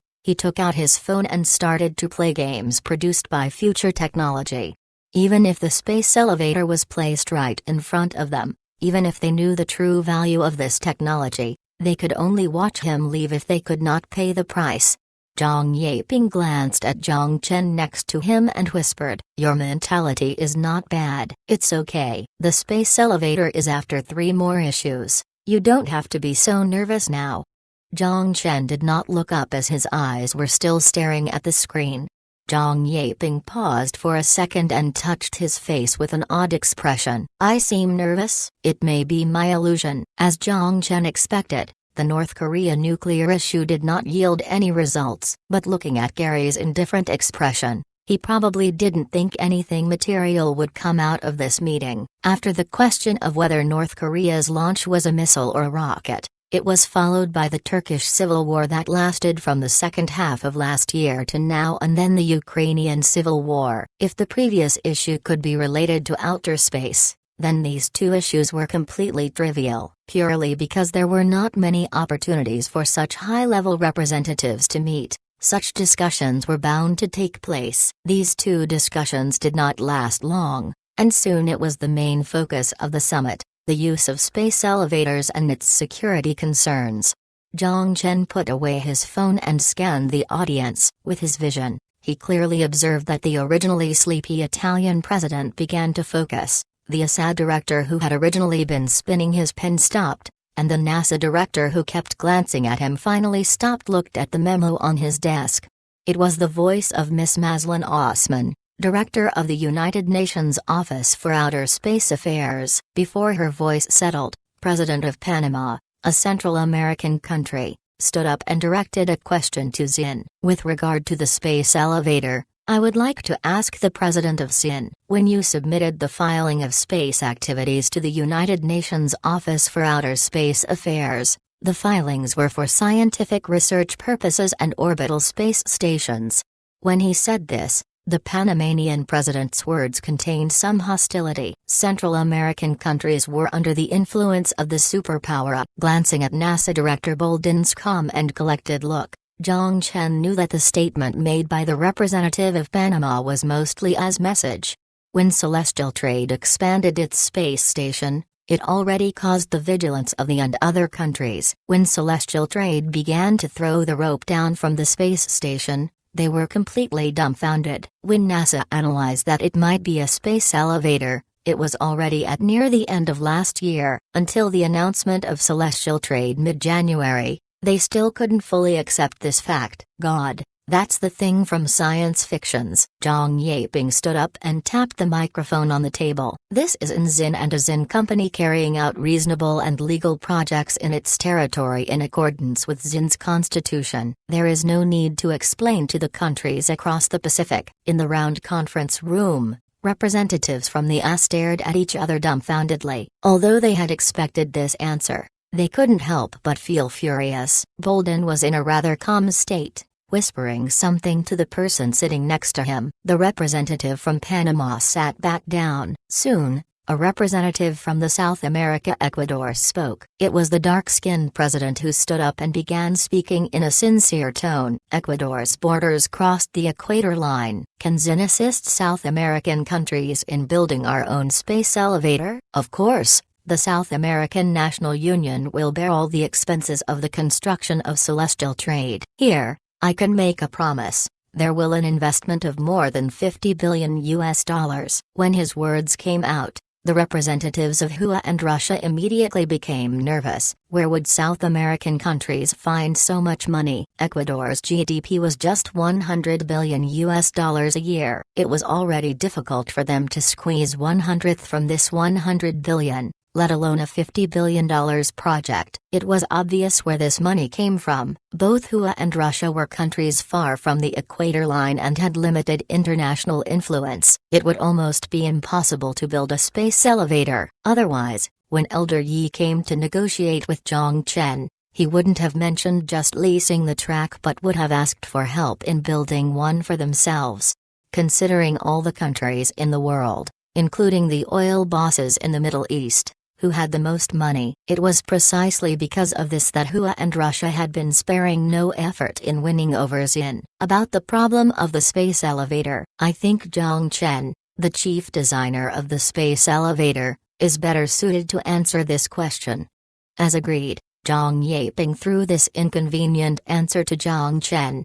When all the lenses were focused on him, Zhang Chen stood up and nodded to the representatives of each countries. I am very honored to stand here and answer the questions of the international community about the space elevator. I understand that you are all very interested in this 36,000 kilometer elevator because it is definitely the longest elevator in the world and definitely the most profitable elevator, other than corporate secrets. As the chief designer and chairman of Celestial Trade, I'll do my best to answer all your questions. After that, Zhang Chen's line of sight inadvertently swept to the NASA representative seat, looking over the face of Director Bolden, and finally falling on the president of Ecuador. We are very sorry about your request. Although we are very interested in this $50 billion project, our factory has no excess capacity to complete this order. Perhaps you can choose other engineering companies. Chapter 938. A mysterious meteor. The train is departing. I wish you a pleasant trip. With his back slightly tensing up, Zhang Feng felt a pair of invisible hands gently press onto his shoulders. The strength of the hands was very soft. Lying in this specially designed decompression cockpit, the overweight discomfort was almost negligible. When the corner of his eyes caught the screen on the armrest, he saw the number 1.48G on the top left-hand corner of the screen. Zhang Feng smiled as soon as he saw the number. As a former Celestial Trade Marine, he could easily withstand 3G of force. If it were for a short period of time, he could even withstand a force of 7G. The rising acceleration was half of the gravitational acceleration, and the maximum speed was 2 km per second. Zhang Feng estimated in his mind that it would take around 10 minutes to reach the end of the acceleration phase. In fact, their acceleration time was a little shorter than he estimated. The overweight feeling on his shoulders slowly disappeared and his seat belt was unlocked. Zhang Feng twisted his neck slightly. Like other passengers on the floor, he walked down to the transparent window and looked out the window with fascination. It's impossible. A European man kneeled by the window and glued his nose onto the glass. He was screaming from the shock. It's absolutely impossible. Through the troposphere and the stratosphere, there was no swaying at all. This is absolutely impossible, unless...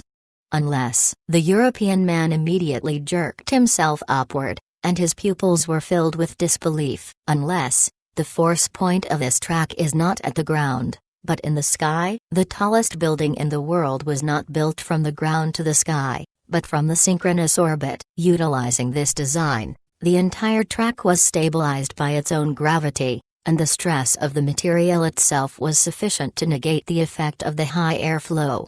But what if it encountered bad weather like a typhoon? Dmitri knew that Celestial Trade would have certainly taken this into account. However, as an space technology expert, he couldn't understand how Celestial Trade managed to solve this problem. Directly below the executive was another window. Liu Hashan went to a white-haired old man and politely asked, "Did you see anything?" The old man sighed after he heard the question from the young man. "In addition to the beautiful scenery that I will never forget in my life, I can't see anything with my old eyes." The name of the old man was Liu Zishan, a researcher at the First Research Institute of Hua Aerospace Science and Technology Group. As one of the founders of the Hua aerospace industry, he was involved in the Shenzhou series rockets. At the first train ceremony, Celestial Trade provided 4 tickets to Hua, and he was given one of them. The Aerospace Science and Technology Group and the top leaders of the state all had high hopes in that he could learn something from this ceremony. They hoped that he could learn some of the principles of the space elevator. However,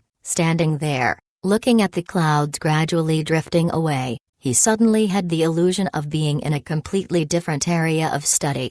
But soon, he smiled and shook his head, relieving the burden in his chest. Although he was an expert in the aerospace field, his expertise was in the field of chemical rockets. He could solve the technical problem of longitudinal coupled vibration, which restricted the development of large-scale liquid rockets in Hua with a pen, and impress the world's aerospace experts by the leaps Hua's aerospace industry made in a couple of decades. But it didn't mean that his talents were applicable to the space elevator. There will always be more talented people. Liu Zishan shook his head again and smiled. "I finally know why other countries gave this precious opportunity to authors." "Why?" Liu Hashan asked thoughtfully. The old man raised his hand and used his index finger to point at his white hair. "We need imagination." The conversation of an elder and a young man caught Zhang Feng's attention. Seeing familiar faces in a foreign country always gave him warm feelings. However, he did not go forward to talk to the two, but turned his sight outside the window. For every 1,000 meters above sea level, the temperature would drop by 5 to 6 degrees Celsius. There was ice crystals condensing on the window with white mist lingering. The thick gas layer covered Earth like a spherical shell, just like a fairyland in one's fantasy. Standing by the window, Zhang Feng silently took out his phone and captured this beautiful scene. Being in such a magnificent place, he heard people exclaim in different languages. Just then, he heard some broken Chinese. "You're a soldier?" Zhang Feng turned around and looked at the man standing behind him. He did not deny his inquiry, but asked, "Oh, how did you know?" "Your posture is very unique."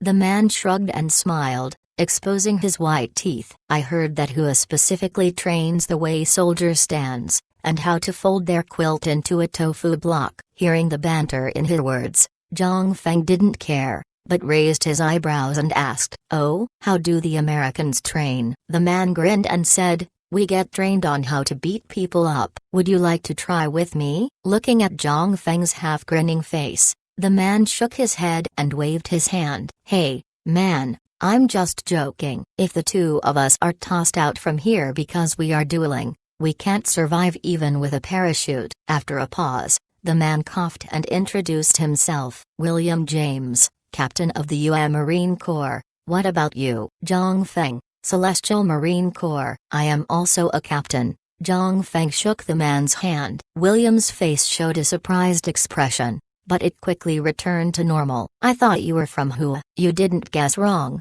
Zhang Feng let go of his hand. "In terms of ancestry at least, as an employee of Celestial Trade, can you tell me what is on the space station above us?" William leaned against the railing by the window and asked casually. "You will know when you arrive."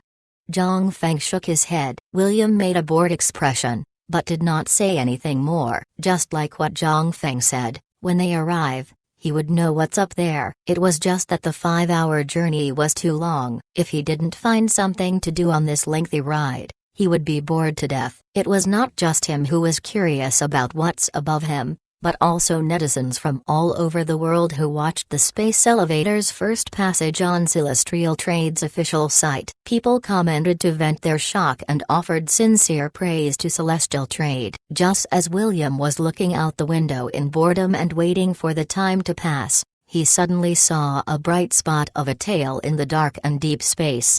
A meteor? Outside the atmosphere? No way. He blinked and confirmed that he didn't make a mistake. There was no reference in space, and he couldn't judge how far the bright spot was from him. However, standing in his position, the stretched light was so distinct in the dark universe. What is that? He muttered to himself, took out his phone, and captured a photo of the mysterious meteor. Chapter 939. Framework for Cooperation. Choose other engineering companies. This euphemistic refusal left a bitter taste in his mouth. Although it was not shown on his face, the representatives from Hua and Russia were relieved. They were most worried about Celestial Trade being unable to withstand the pressure. They didn't mind that a neutral small country owned a space elevator, but they couldn't accept their competitor possessing one. The best solution was for Xin to possess the sovereignty of this space elevator, and for all the other countries to share outer space. The rejected president of Ecuador did not have a pleasant expression on his face,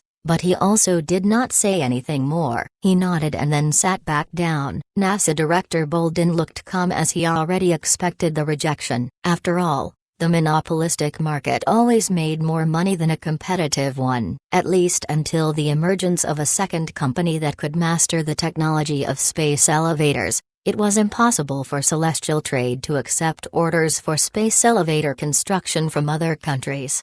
The discussion continued, and the issues discussed next were simple and straightforward, mainly on how countries should cooperate in the space elevator projects. The director of the European Space Agency, John Werner, stood up and glanced at the representatives and began to deliver his remark. Space has no boundaries. Everyone should contribute to the collective mankind. Although the space elevator is built by Celestial Trade, the outer space belongs to all of mankind, and the space elevator should be shared by all of mankind. When John said this, the expression on Zhang Chen turned into a sneer. It was so obvious what he was going to say next. So, here, I propose. John Werner did not look at Zhang Chen, but looked up at the representative of the France and German Space Agency, and then shamelessly read out his proposal. The United Nations Office for Outer Space Affairs to evaluate the cost of space elevators. Countries will jointly pay for the construction of the space elevator to Celestial Trade, and buy the space elevator in the name of the United Nations, which will be jointly managed by the international community. John Werner's speech ended. There seemed to have been an agreement made prior as a round of applause sounded. Immediately afterwards, representatives from the European countries rose to speak and expressed their support for the proposal of the director of ASAT. The representative of France seconds. The representative of Germany seconds. The representative of Italy seconds. Listening to the overwhelming support, a smile emerged on Werner's face. Before the start of the summit, they all agreed to pressure Celestial Trade. So many countries have seconded the same proposal at the summit. Even if Celestial Trade wanted to refuse, they must weigh the diplomatic risks brought on by the rejection. Although Bolden, who represented the did not express his position, he turned his eyes to Zhang Chen. So many countries seconded the proposal. How will you deal with this? Suddenly, at this moment, a different voice echoed. The representative of Hua votes against. Everyone, including the director of the European Space Agency and Bolden, was stunned and looked at the seats of the Hua delegation. The space elevator is built within the territorial region of Xin and should be owned by Xin. The position of the Hua is consistent. We oppose any country interfering in the internal affairs of the third country in any form. The middle-aged man with black hair glanced at the seats of the European representatives and said word by word, Hua recognizes the legitimacy of the Xin's space elevator. Hua is willing to respect the territory of Xin and cooperate with Xin. The summit was quiet, not a single person spoke. Zhang Chen opened his mouth and was about to say something. At this time, The Russian representative stood up and concisely said, "The representative of Russia seconds this view." After a pause, the man with the Slavic face said, agreeing with Hua's perspective, there were already 2 permanent members that recognized the legality of the space elevator. Even if there were more voices opposing this, it wouldn't change this fact. Zhang Chen expressed his gratitude by nodding to the representatives of Hua and Russia, although he did not think Asa could influence him with this little trick. Regardless of how many countries seconded this proposal, it wouldn't make him change his opinion. However, the representatives of Hua and Russia expressing their support indeed helped him solve this trouble. Zhang Chen looked at Zhang Yaping and signaled him to request for permission to speak. After receiving permission, Zhang Chen stood up again and glanced at the Assad director with a stiff expression and then spoke to the representatives of the countries at the summit.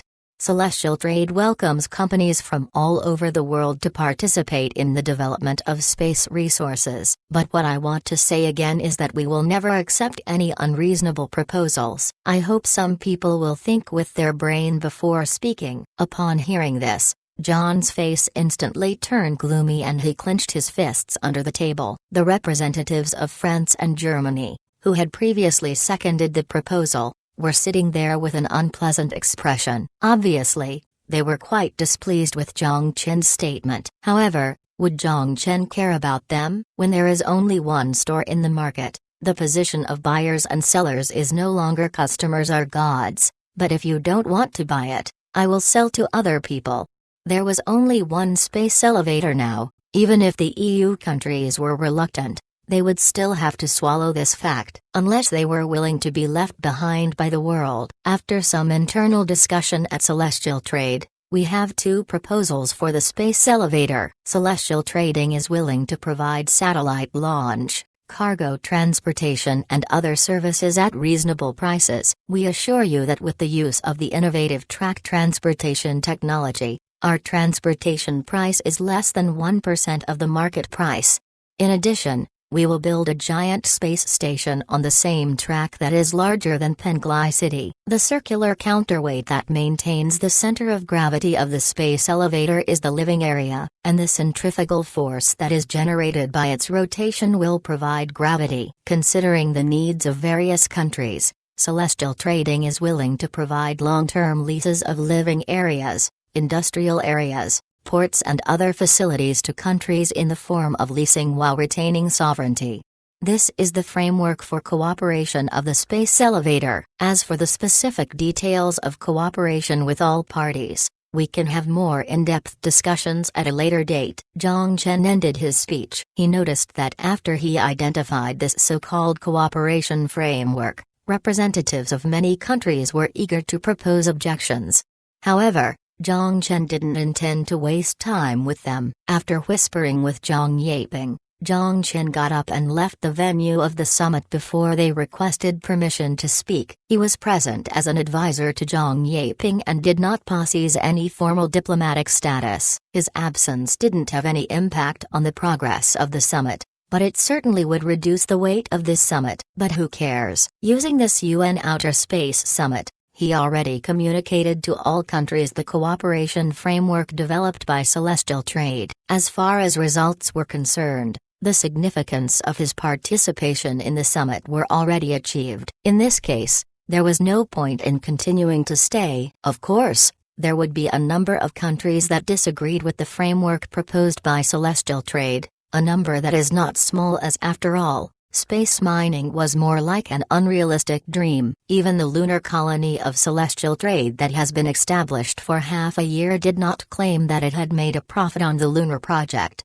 But Zhang Chen didn't mind. The rules were already placed here, and the people who were willing to accept would share in the profits together, and those unwilling could just sneer and scoff. Even if no one took his framework seriously, Celestial Trade could absolutely play single-player mode in space. Just the development process would be somewhat slower. However, He was very clear that it wouldn't take long before the profit of the space elevator would make the indifferent people today crazy tomorrow, and the seemingly unacceptable conditions he put forward would no longer be out of discussion with absolute interests. Bolden stared blankly at Jiang Chen's back as he departed. He opened his mouth and wanted to speak, but eventually closed it. There were some things he couldn't make a decision on alone. He decided to wait for the meeting to make a request to the capital before making a decision. Several representatives of the Hua side exchanged their opinions quietly in a serious manner, and other representatives of countries interested in space elevators were more or less the same.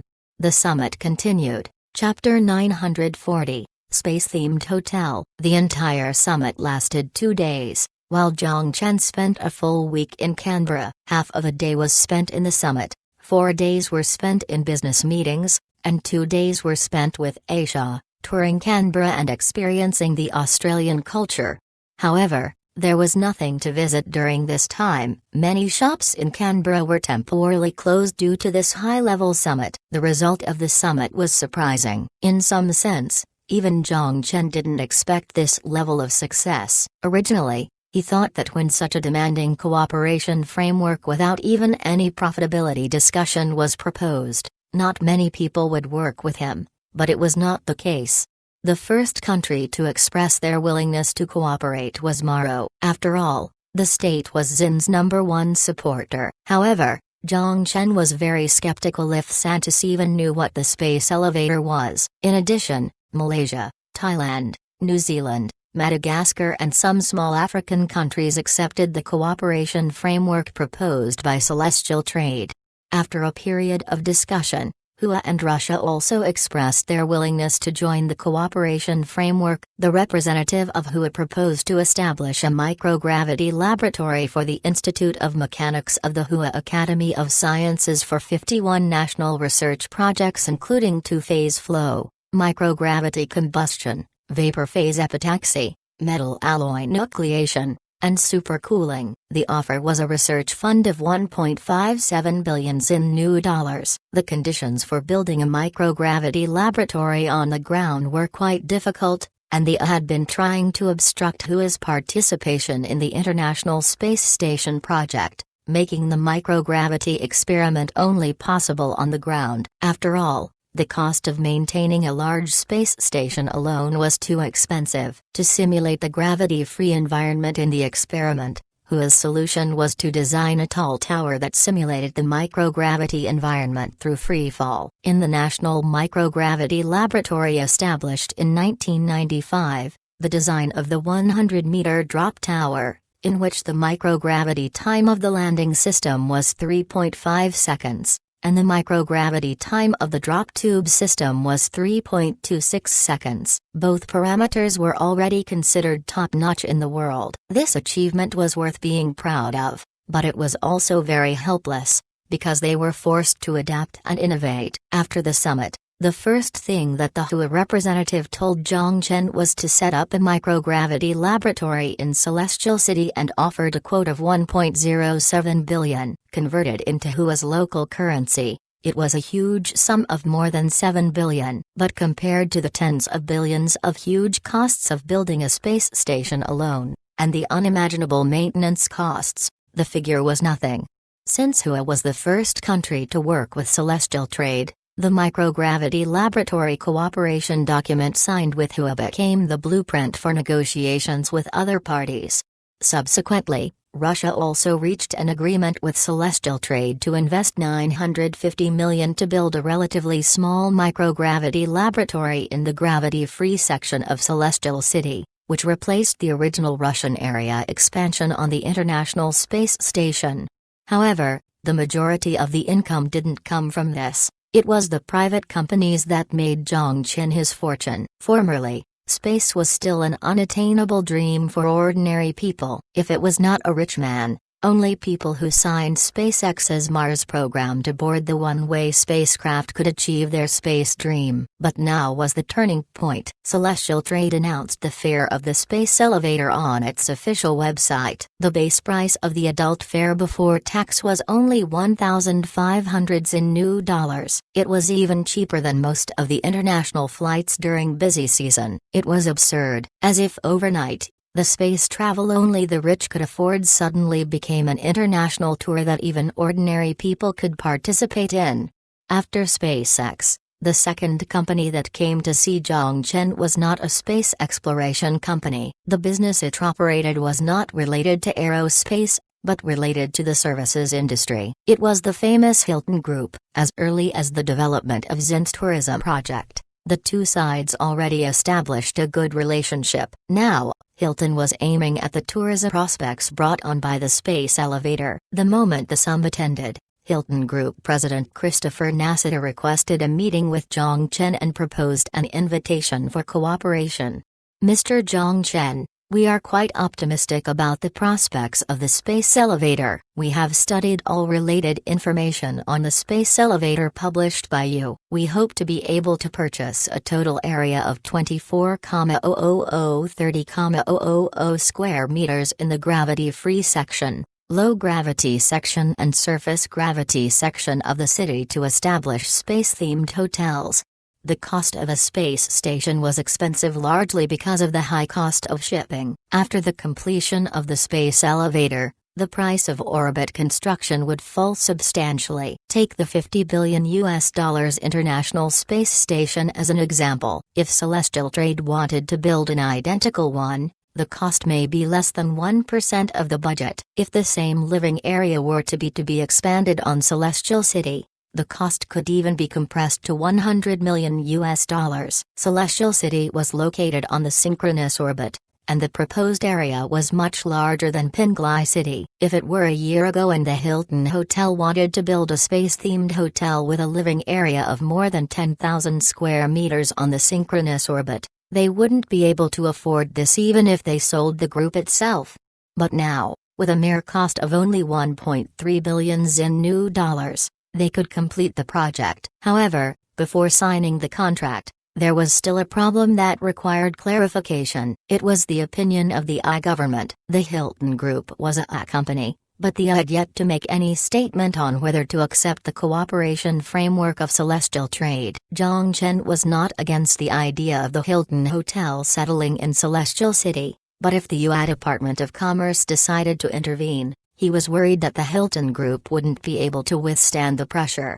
After listening to Zhongchen's concerns, Mr. Nassetta laughed and said nonchalantly, "Mr. Zhong is worrying too much. We are also a multinational corporation. Even the capital can't stop us from making money. We have a registered company on Coral Island that is a wholly owned subsidiary of the Hilton Group. The law can only go as far as Hawaii, and it will have no impact on our cooperation." After hearing this, Zhongchen also laughed and extended his right hand. "My pleasure." Mr. Nassetta grabbed Zhongchen's hand and shook with force. "My honor." The date of the contract signing was set on the day before Zhongchen returned to Zin. Early in the morning, Nassetta brought his secretary to the door and sent the contract to Zhongchen. Zhongchen already received an electronic version of the contract, passed it back to Celestial Trade headquarters, and conducted a 3-round review by a team of professional lawyers. After getting the paper contract,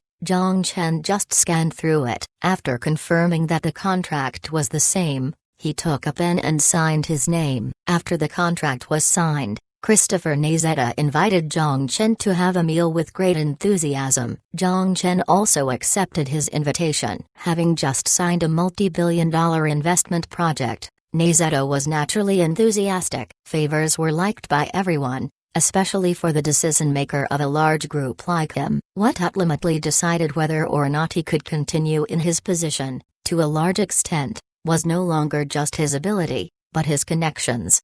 A super premium customer like Zhongchen was naturally an individual he wished to connect with. After the meal, Christopher Nassetta gave Zhongchen a black diamond card. According to Nassetta, the perks of this black diamond card were more than a regular diamond card, and the card itself had never been released to the general public. Only the important customers of the Hilton Hotel received one. Customers with this Black Diamond card could enjoy the treatment of the presidential suite directly at the counter at any Hilton hotel in the world. Even if there was no room available, they would find a way to arrange it for you. As for everything else, all services were complimentary. Zhang Qin accepted the Black Diamond card and then bid farewell before returning to the hotel he stayed at. After taking a shower, Zhang Chen laid on the bed and began to browse through the holographic screen of his watch. He was returning to Xin tomorrow, just when he began yawning and was prepared to go to bed early. A video that broke the number of views in a week caught his attention. The video was uploaded a week ago,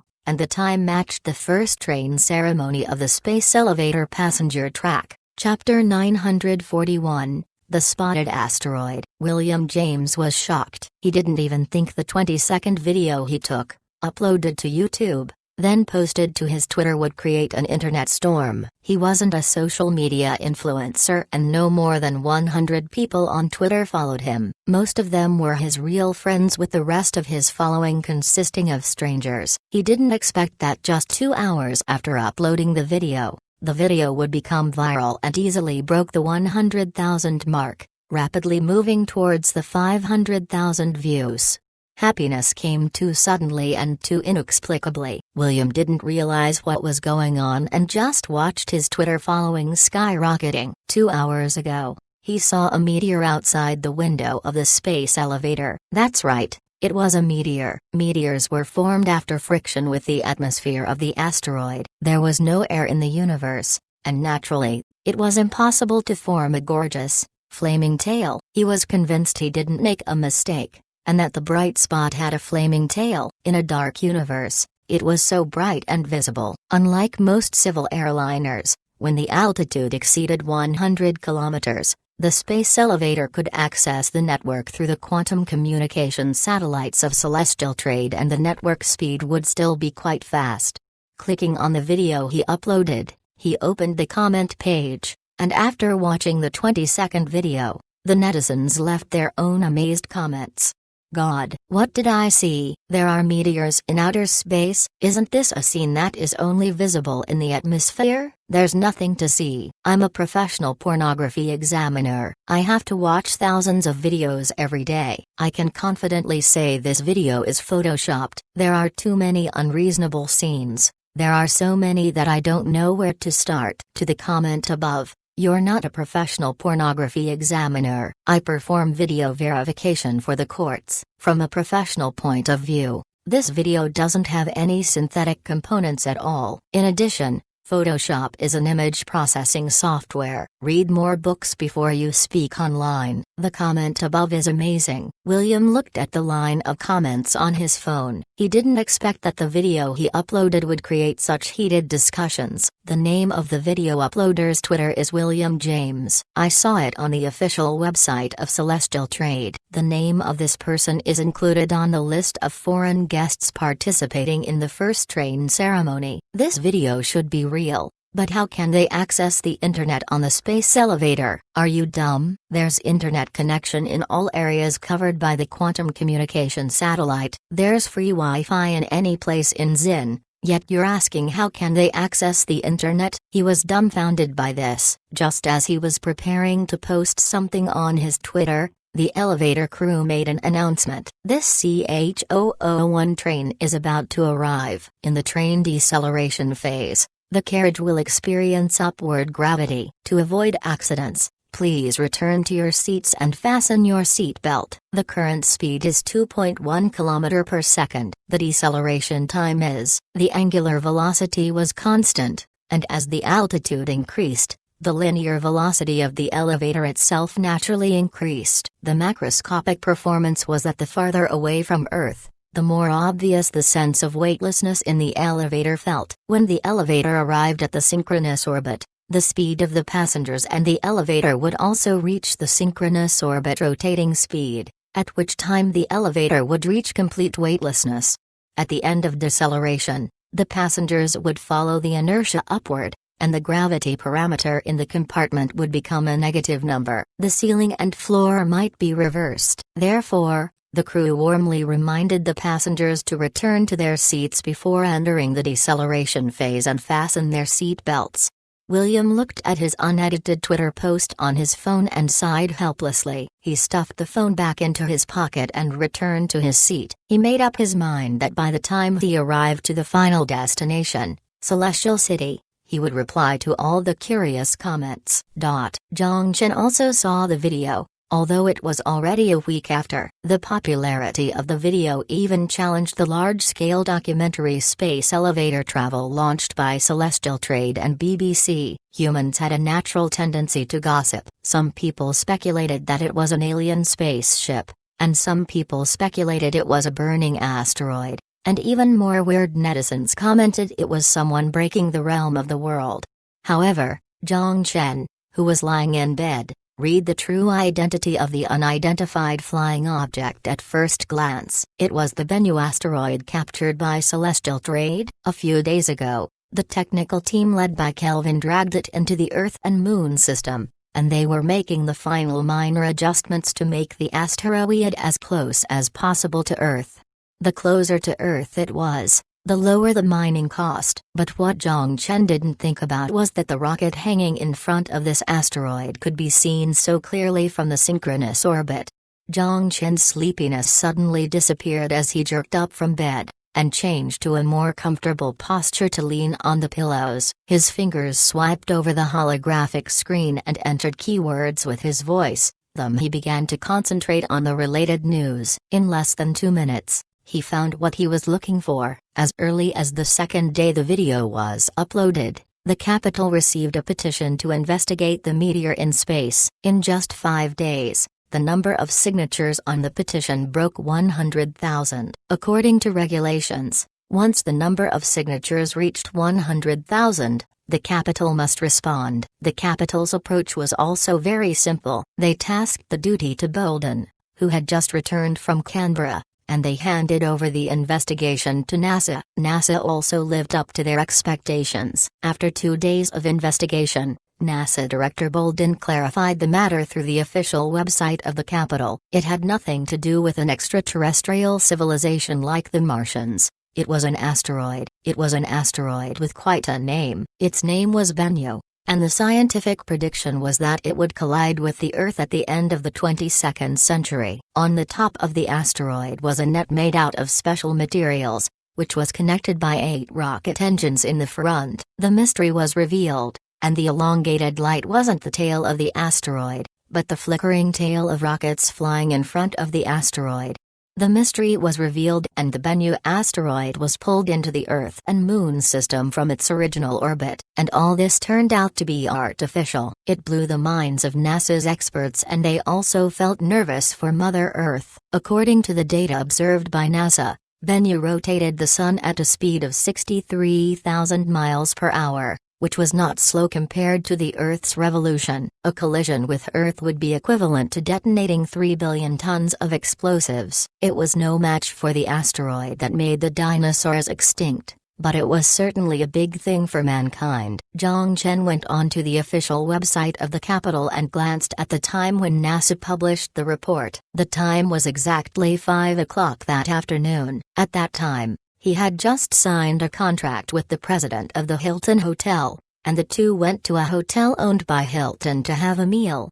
No wonder I didn't receive any news at all. This is really a coincidence, Zhang Chen muttered to himself while beginning to deliberate. He didn't file the plan to the United Nations to capture the small asteroid because in his view, there was absolutely no need for it. The fact was that if he actually did file it, he would be asking for trouble. Apart from causing unnecessary panic, there would be no benefit at all. Now, this asteroid caught the attention of or rather, caught the attention of the whole world. Although there was no direct evidence that the 8 rocket engines were masterpieces of Celestial Trade, which other company in the world could do something this outrageous?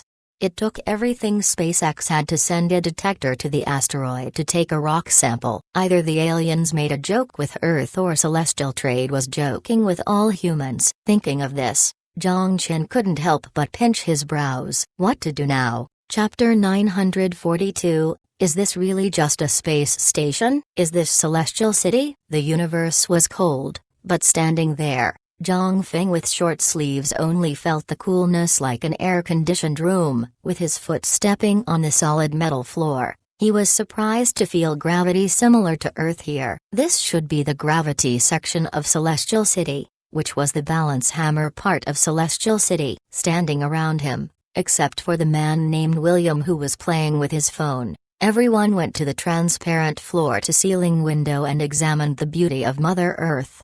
This 5-hour journey took a century. Rudolph Clark reached out and gently stroked the reflection of the Earth on the window, opening the wooden box he had been holding on his chest. It was his grandfather's photo inside. The old man who had predicted this day with his imagination, although everything was late by almost 20 years. Can I throw it into space? Rudolph found a guide who was waiting for them at the exit of the space elevator. He asked with a sincere but serious expression. It was my grandfather's last wish. The young guide shook his head and rejected Mr. Rudolph's request. No, any space debris that left the space station would become a potential safety hazard, and in the future, it may cost tens of billions to recover them. It's just a photo. Rudolph tried to convince the tour guide, but the tour guide still shook his head and rejected his request. Photos flying at 3.1 kilometers per second are no different from blades, and it was the kind of blade that could cut steel. Although regrettable, Rudolph wasn't a very unreasonable person. The tour guide nodded at him, thanking him for his understanding. Then he walked over to everyone, clapping his hands and indicating for everyone to look in his direction. Welcome, visitors to Celestial City Space Station. My name is Lu Fengming. I will be your guide for the day. If you encounter any problems during the tour, please be sure to consult me. I will do my best to provide assistance. I don't want to say too much more, so I wish you a pleasant trip. The guide's concise opening remarks immediately won Zhang Feng's goodwill. He wasn't the type who talked much, and he naturally didn't like people who spoke a lot. The group followed Lu Fengming and walked into the space station. From the side, the entire space elevator is like a Y plugged into the Earth, and the opening is like a ring. Now, we're inside the ring, also known as the gravity section. We can feel gravity, but in fact, it's not gravity but pseudo-gravity generated by centrifugation. Yes, us, the floor under our feet, and the space we're in are all rotating around the axis of the space elevator, rotating at a speed of several kilometers per second. Thanks to this ring that opens outwards and rotates continuously, the center of gravity of the entire space elevator can stay in the synchronous orbit and we can feel gravity similar to what we would feel on Earth. We are now standing in this ring, facing the center of the circle. Having said that, Lu Fengming paused and thought for a moment, then said, the specific principle is hard to explain. You can view us as a group of hamsters who are running on a running wheel non-stop, Lu Fengming explained humorously and amused many travelers. They all carried future phones with a voice translator, and there was no communication barrier after wearing the headphones. Many people felt very strange because they weren't floating. Now after listening to the tour guide's explanation, although it was by no means scientific, they gained a rough understanding. After listening to Lu Fengming's words, Academician Liu Zusheng looked up thoughtfully and looked down. His expression was relieved for a moment then excited for a bit. He sighed for some time, seemingly lost. It's really worthy of being called a miracle. Is this really something humans can complete? To accelerate the entire star ring, what angular momentum is at the center of the shaft? What metal can withstand the tremendous amount of mechanical force? Titanium alloy. Impossible.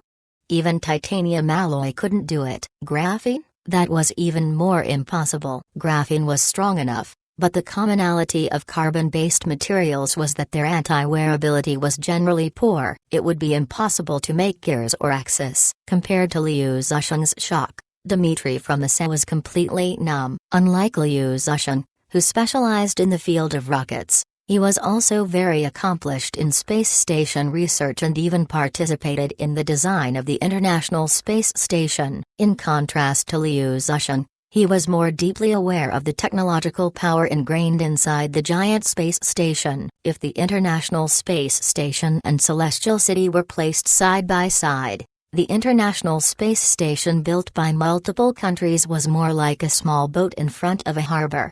The group continued to move forward and walk down the corridor. Here, the Earth wasn't at their feet but forever fixed outside the glass window on their side, like a vivid window flower. This is the corridor of Celestial City. We have residential rooms next to us. Below us is a rapid train that allows us to move quickly in this ring city. You can think of a subway in a city because it really is below our feet. The space inside the city was spacious without the illusion of walking on a pipe. They walked for about 1 kilometer and came to the front of a door. After some pressure adjustment, the door slowly opened, revealing an elevator. The crowd stood in the elevator and the door closed. As the floor jumped from 1 to 3, they were like moles who were sneaking out to the surface, and their field of vision suddenly expanded.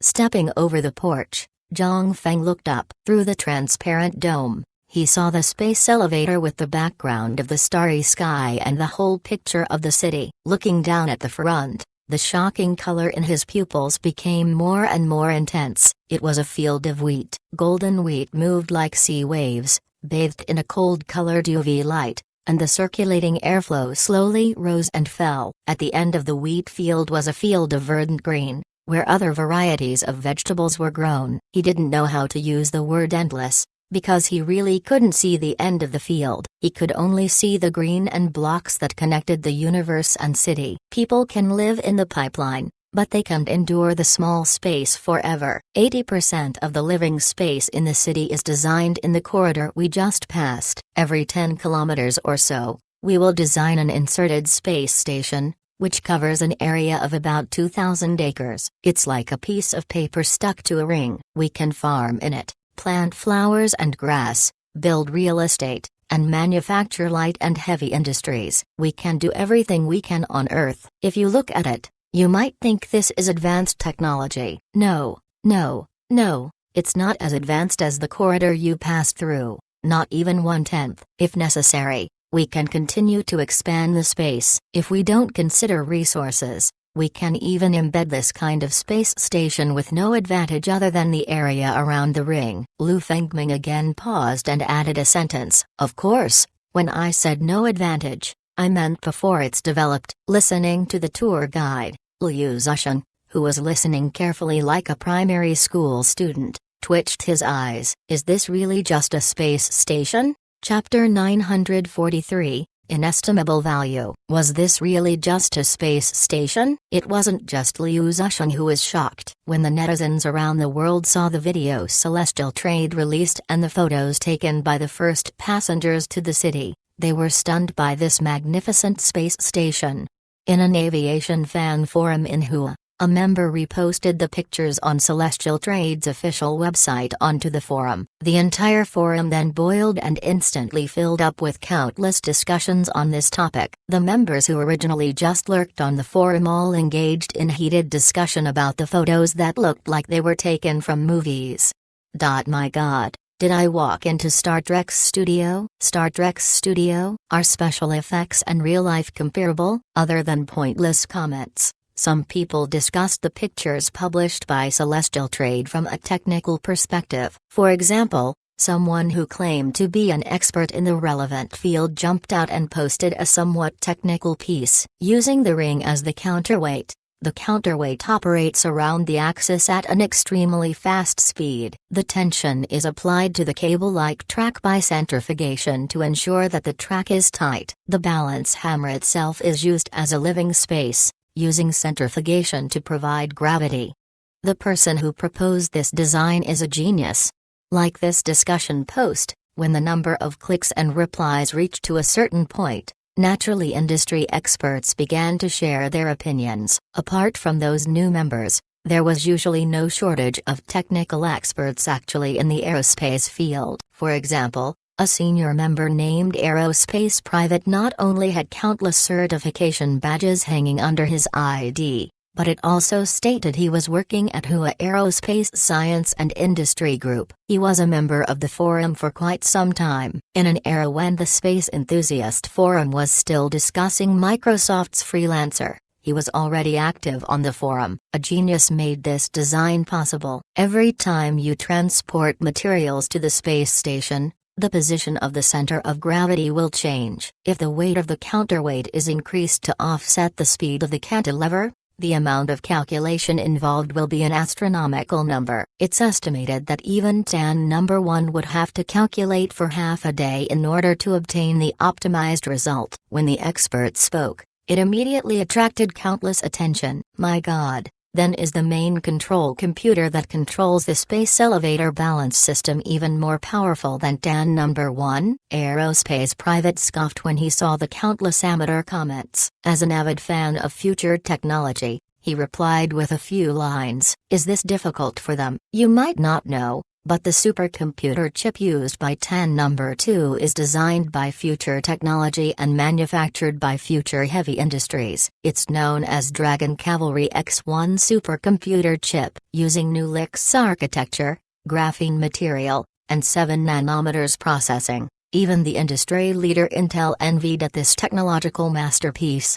I tell you, every year the amount of patent fees Intel pays to Future Group is enough to buy several public companies. When he mentioned patent fees, Aerospace Private couldn't stop his praise. Since joining the WTO, when it came to the high-tech field, especially the electronics industry, Hua must pay tens of billions of patent fees to the electronic giants Intel and Qualcomm every year. Although he wasn't in the semiconductor industry, he still felt proud. What? Future Group isn't a Hua-based company. Why does that matter? It's a company created in Hua, and it's a company started by someone was born in Hua. Of course, the technological details were always discussed by a small group of people, and most people focused on other, more explosive elements of the news. The news was posted on the official website along with pictures, drawing the attention of every viewer. Celestial City signed a contract with Hilton Hotel for a total area of 30,000 square meters to create the world's first space-themed hotel.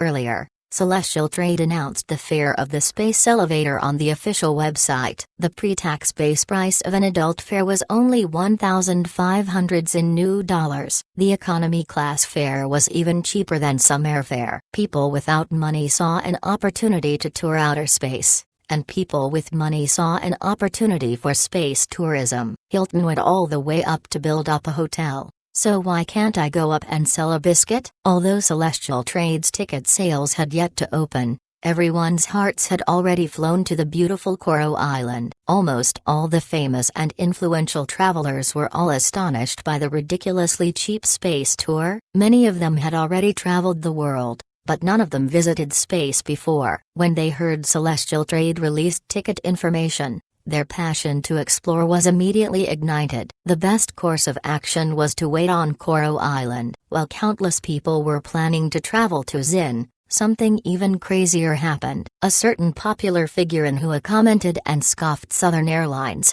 not because of the quality of service, but because the tickets were completely sold out. This is insane. I just went to Southern Airlines' official website to look at tickets. All the tickets to Zin were sold out. Yes, they were all sold out. Even the first class. The innocent me thought I could buy a ticket. I didn't expect the tickets for the next month to already be sold out. A stone cast 1,000 ripples, and countless fans replied, "Really? Why doesn't Southern Airlines offer more flights? Are you stupid? There are only 2 airports on Coral Island in total. The third airport is still constructing its runway. There is a high demand here, so there is low demand everywhere else. It takes time to construct a runway. Plus, flights can't be easily added. Now it's possible to go to Zin through a cruise. Fly to Zhangjiang or Wanghai or Guangdong or Guangxi, then take a cruise to Ange Island. However, if not limited by finances, I recommend flying to Australia first before taking a cruise there. It will be faster." In addition to those well-known influencers, the $1,500 space tour also became widespread among ordinary people. After reading some blogs, Some aspiring young women inexplicably thought going to space would be a spiritual journey for the soul. 1. However, the space elevator wasn't a Sichuan-Tibet line, and they couldn't hitch a ride from a good-hearted person. So someone asked for help. Sisters, where are the lucky travel guides of celestial trade? This is very urgent. There was also a selfie attached. In this age filled with good-hearted people, someone would help, naturally. For example, a netizen with a wide range of ideas replied, "You can buy a ticket to Xin first, then try to see if you can get a free ride from Mr. Zhang. If you can get on his limited edition Lamborghini, he definitely won't mind sending you to heaven." It wasn't just the netizens around the world who were stunned, but also the governments that just participated in the United Nations Outer Space Summit. However, they didn't show their shock through official channels, but they worked overtime to re-examine whether they underestimated the true value of the space elevator. 1. This refers to the phenomenon of young women traveling to Tibet with a budget. They hitch a ride with people along the highway in exchange for sexual favors. Chapter 944, Asteroid Mining Program. The busy runway didn't affect Zhang Chen's return from Canberra. Busy runway. At his level, even if a runway wasn't available, Coral Island International Airport would find a way to construct one for him. In the worst-case scenario, his private jet could land at New Moon Island's military base. That runway could even land AN 225, let alone a Gulfstream G650. Back to Coral Island. It was the 5th day after the United Nations Outer Space Summit, and the successful first train of the space elevator was a week ago. In a few days, the passengers on Celestial City would return to the surface. Nowadays, Celestial City was empty. Other than an experimental field that used some of the Garden of Eden's technology, only a small area of living space was available that could fit around 1,000 people. Only 30 of the astronauts who traveled to the space station would stay in the city. The first thing Zhang Chen did after he got off the plane was to see Kelvin. The asteroid capture project was completed, and 8 rocket engines all stalled. They quietly rotated around an asteroid 500 meters in diameter in a circular orbit far from Earth. Kelvin was in charge of preparing for the launch of the Dragon spacecraft. It was the outsourced project from SpaceX for only $2 million XND. Compared to the earnings of the first 2 projects, it was negligible. The launching was quite simple. The robotic arm would lower the Dragon spacecraft on the outer track of the space elevator, then the rest of the steps were all foolproof. The launching task was given to his assistant so that Kelvin, who was already bone skinny, could give himself a small vacation. He didn't want to do anything other than sleeping on his private island he bought for $10 million. He wanted to catch up on all the sleep he lost last year. However, after spending just 2 days of leisure time on the island, he was disturbed by Zhang Chen's helicopter. The helicopter's rotors blew the sand away on the beach as Kelvin sat up from his beach chair. Seeing as it was Zhang Chen, his furrowed eyebrows instantly disappeared as he greeted Zhang Chen with a smile. The technology of celestial trade completely blew the mind of the scientist from Mississippi. Who did he respect the most in the company? It was undoubtedly Zhang Chen. Even if their work relationship didn't exist, Zhang Chen's strategic foresight alone was worthy of his respect. President Zhang, what brought you here? There's a problem with the asteroid project. Have you read the news? Gaining his footing on the beach, Zhang Chen was straightforward. Kelvin took a moment to think, then shook his head. No, what happened? Like most companies, Celestial Trade certainly had a public relations department, and public opinion monitoring was its responsibility. Unfortunately, the asteroid capture project was a high-level secret within Celestial Trade. Apart from the relevant personnel, even the group's top management didn't know the Space Launch Center executed a plan to capture the asteroid.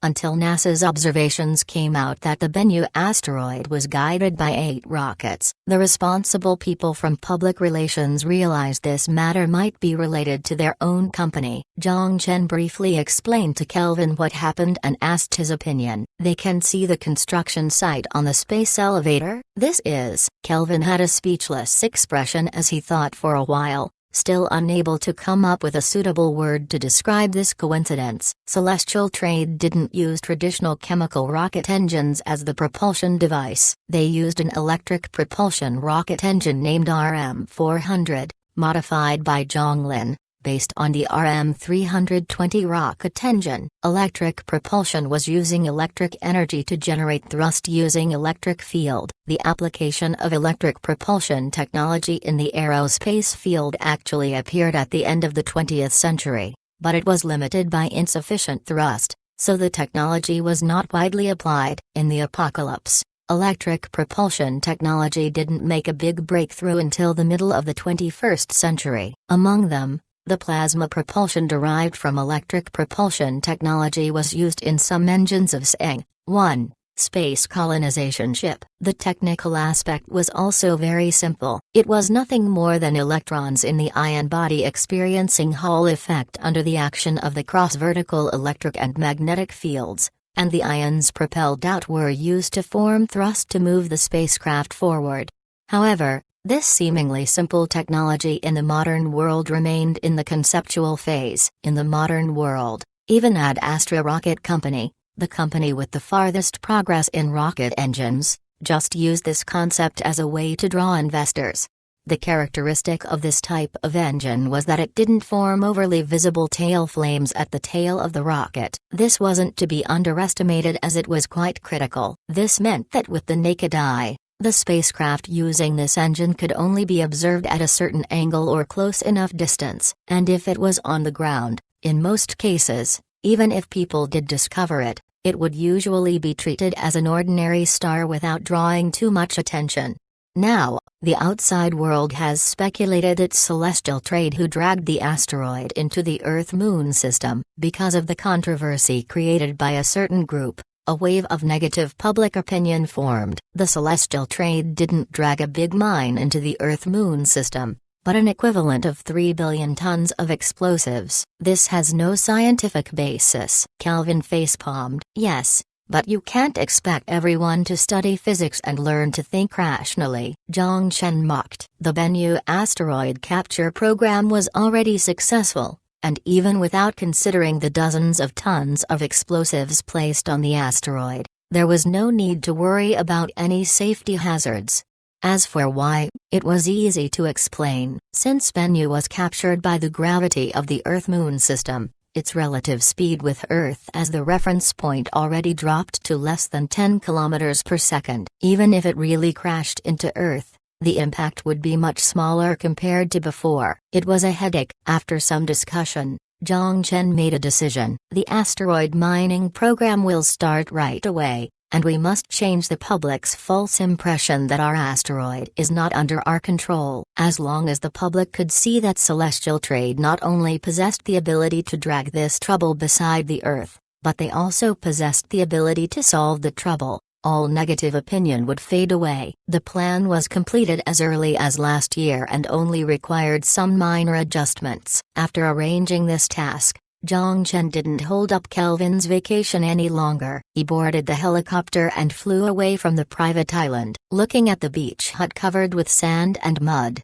Kelvin twitched uncontrollably. If he knew, he would have built a tarmac. After hesitating for a moment, he finally gave up the urge to clean himself and called the construction company. The company's phone number was left for him when he bought the mansion. Its business scope wasn't only renovations but also maintenance, cleaning and other value-added services. But then, his plan for a vacation on this beautiful uninhabited island just went down the drain. 1. Zheng, a Chinese mariner from the Ming Dynasty, Zheng commanded expeditionary treasure voyages to Southeast Asia, South Asia, Western Asia, and East Africa from 1405 to 1433. According to legend, his larger ships carried hundreds of sailors on foredecks and were almost twice as long as any wooden ship ever recorded. Source: Wikipedia, Chapter 945. Like a movie. After the one-week visit, the group of international friends Celestial Trade invited started to return home. The rectangular train moved from the edge of the celestial ring to the center track,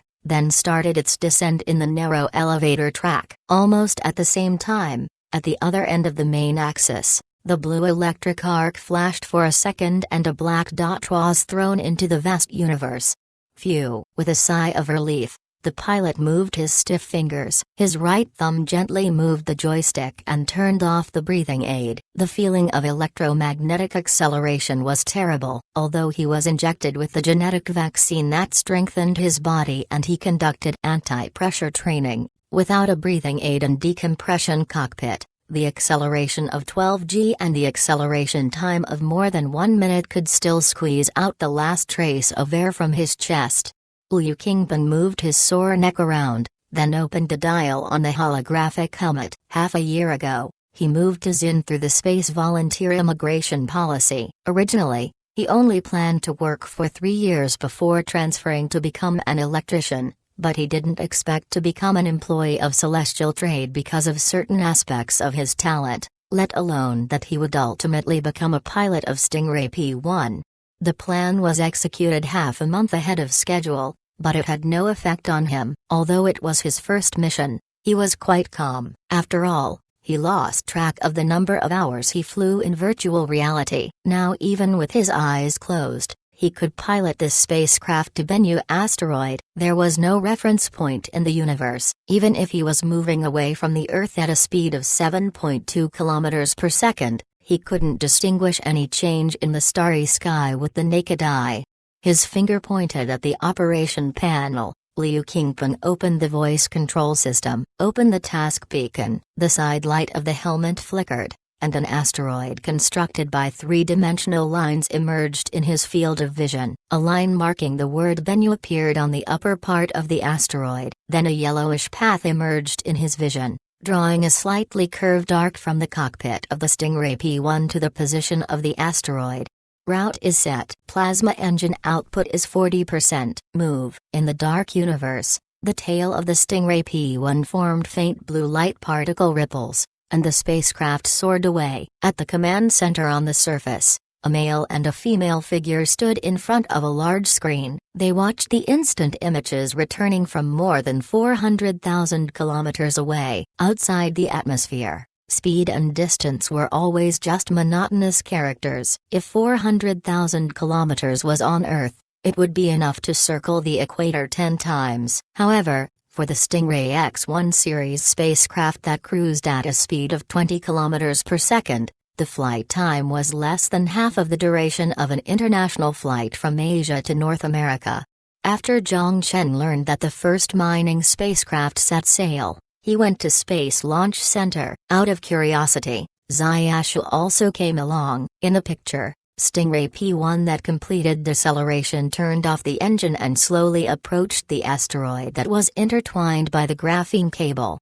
Stingray deployed the mining module like a water spider. A blue light blade formed in front of the two robotic arms. They weren't laser knives but ion jets with temperatures up to tens of thousands of degrees. The highest temperature could poke a hole in steel with a single touch, and it could naturally cut through minerals. The two ion jets interlaced together and cut 2 holes in the ore body easily. The other 2 robotic arms were like 2 pliers and attached to the outer shell of the asteroid. The 2 forearm tools changed, turning the ion jets into 2 alloy hammer-like props, and smashing along the cut. The Stingray X-1 separated the ore chunk from the asteroid, and the entire operation stunned Ziyashu. It was strange to see a stunned expression from her. It's like producing a movie, Ziyashu praised. And it's a sci-fi blockbuster, Zhang Chen added. He had already seen the 3D simulation of Stingray P-1. Of course, he wasn't as stunned as Ziyashu,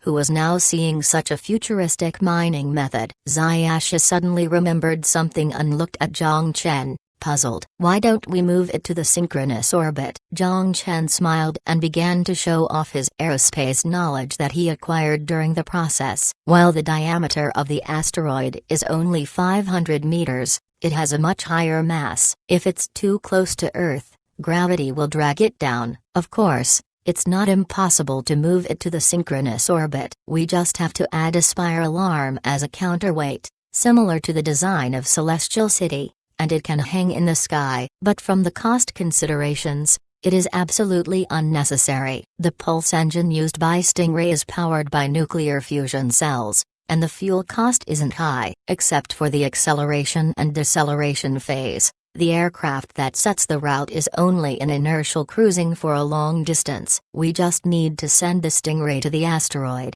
cut the ore from its body, and pull it back through the cargo craft. Stingray P-1 was like a mosquito feasting on a piece of fat meat. It continuously peeled the ore from the asteroid and collected it into a foldable container. Waiting next to it was the cargo spacecraft independently developed by Celestial Trade. It used the RM-400 plasma propulsion engine. While the acceleration performance was inferior compared to the Pulse engine, it was more suitable for large and medium-sized cargo spacecraft due to the high thrust.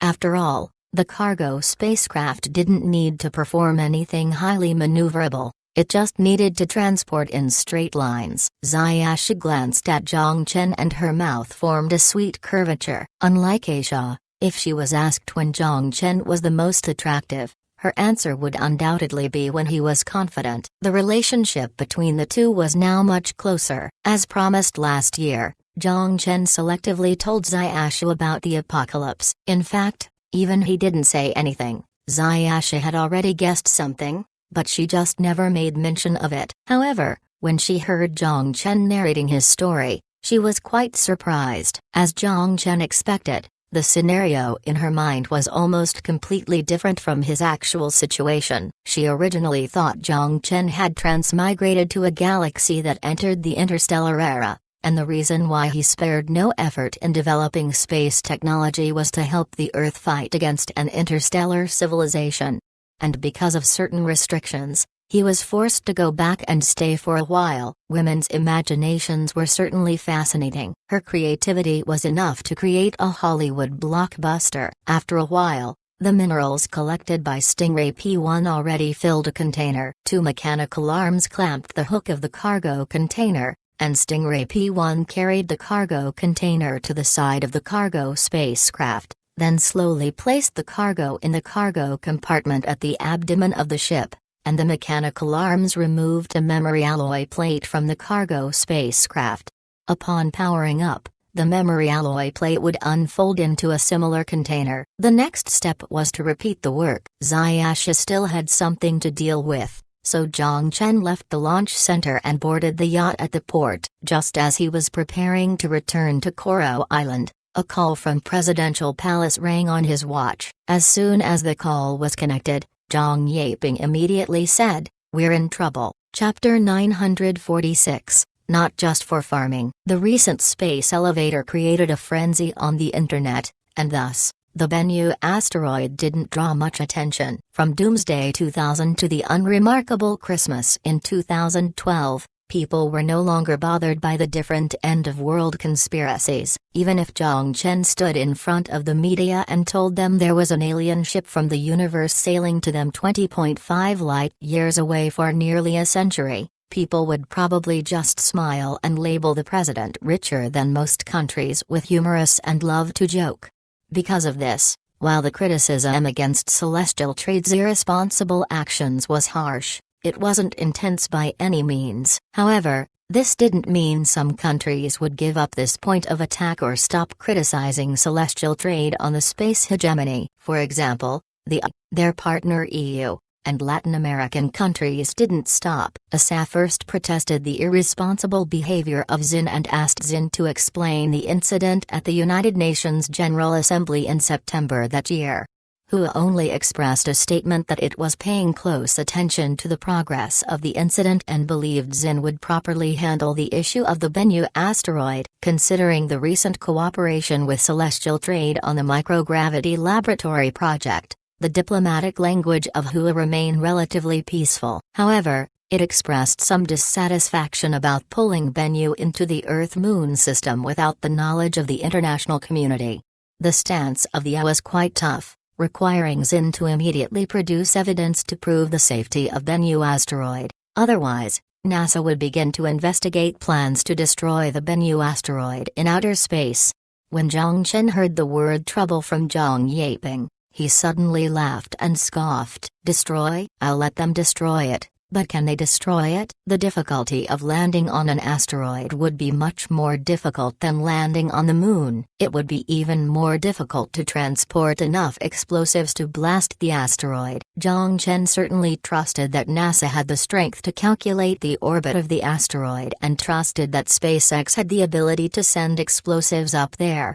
But, sending dozens of special explosives up and installing them properly, just with the toothpick known as the Falcon 9, if allocated 1/10 of its military budget to SpaceX, gave them 2 years to come up with a plan, 2 years to implement the plan, he was confident they could probably blow Bennu up.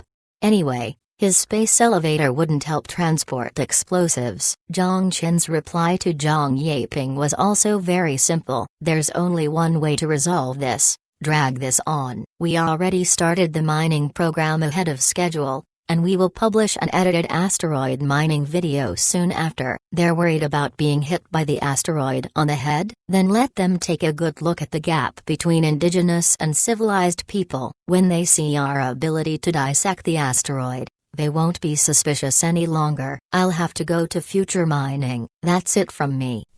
In the capital, William James in a Marine Corps uniform was led by a female secretary to the door of a conference room. He had just returned from Koro Island, and as soon as he got off the plane, he was invited by his superiors there. The female secretary nodded at him, pushed the door of the conference room for him, then retreated to the side. James said thank you and walked in the door. When he saw the people in the conference room, he was completely blown away. He definitely recognized NASA's Director Bolden. Sitting next to Bolden was the head of Defense Advanced Research Projects Agency, Anthony Cregan, a skinny man with a hooked nose and freckles. Defense Advanced Research Projects Agency, also known as DARPA. There was another nickname for this remarkable department, known as SHIELD. As for the two people sitting at the head of the table, they were even more powerful. One was the current Secretary of Defense, Ashton Carter, and the other was President Hill. Taking a deep breath, William James was preparing to salute to his immediate boss, but Mr. Carter didn't plan to waste any time and immediately said, "Mr. James, we want to hear what you've seen in Celestial City." William James certainly wouldn't refuse. The reason why the government sent the Marine Corps to go to the ceremony was to obtain intelligence. The soldier nodded. After swallowing, he began to narrate. After about a 5-hour voyage, we arrived at the space station located at the synchronous orbit, which is Celestial City. It's a bit slower than rockets. Mr. Cregan lowered his voice and said to Hill, "Our Falcon rockets would only take half an hour to complete the journey." SpaceX received technical support from the DARPA department when developing the Falcon series rockets, so the term "our Falcon rocket" used by Cregan wasn't wrong. But when he said that, Bolden glanced at him, said nothing, and moved his gaze away after 2 seconds. Hill nodded and didn't speak, but continued to focus on James, waiting for the soldier to continue. After arriving at the terminal, Celestial Trade sent a tour guide to take us inside Celestial City. According to him, the entire city was a ring, and the ring was also the counterweight of the space elevator. There were subways, living units, and external space stations. William James paused, and there was a hint of fascination in his eyes. The most shocking thing was that they moved farmland to the space station. The high-level officials present all stared at each other. Only Cregan had a disdained look and began to play with his pen. There was also a planting unit on the International Space Station. This is nothing special. It's nothing to be shocked about. We saw the pumpkins shipped back from the International Space Station a decade ago. Was there anything else besides this? Hill and Ashton also nodded. Just planting vegetables in space wasn't novel technology. As early as 10 years ago, the had solved this problem in the laboratory. 14 years afterward, it approved the establishment of a space farm in the A section of the International Space Station and successfully planted a variety of surface plants such as cabbages and carrots. Compared with these insignificant technologies, they were more concerned about the potential value of Celestial City from a military and economic point of view. Of all the people present, only Borden was indifferent. Returning from the Outer Space Summit, He clearly understood how ahead Celestial Trade was in space technology. It wasn't good to go against the boss, but William James felt it was necessary to remind everyone in the room, so he said in a quiet voice, "But they have an area of 2,000 acres." The conference room was quiet, and even a needle falling on the ground could be heard. The pen being spun already dropped on the notebook, and Cregan's mouth opened slightly, closed, and opened again, like a robot. Hill had no expression. She was expressionless, because she didn't know how to express her shocked state. Even Bolden's expression changed drastically. Even though he was prepared, he was also stunned by Celestial Trade. Is it easy to grow vegetables in space? It's really simple. But what about large-scale farming? These are two totally different concepts. An external space station with an area of more than 2,000 acres. Can this really be called a space station? Seeing that as his own boss, the defense minister, didn't have a pleasant expression, William James hesitated and whispered, "Should I continue?"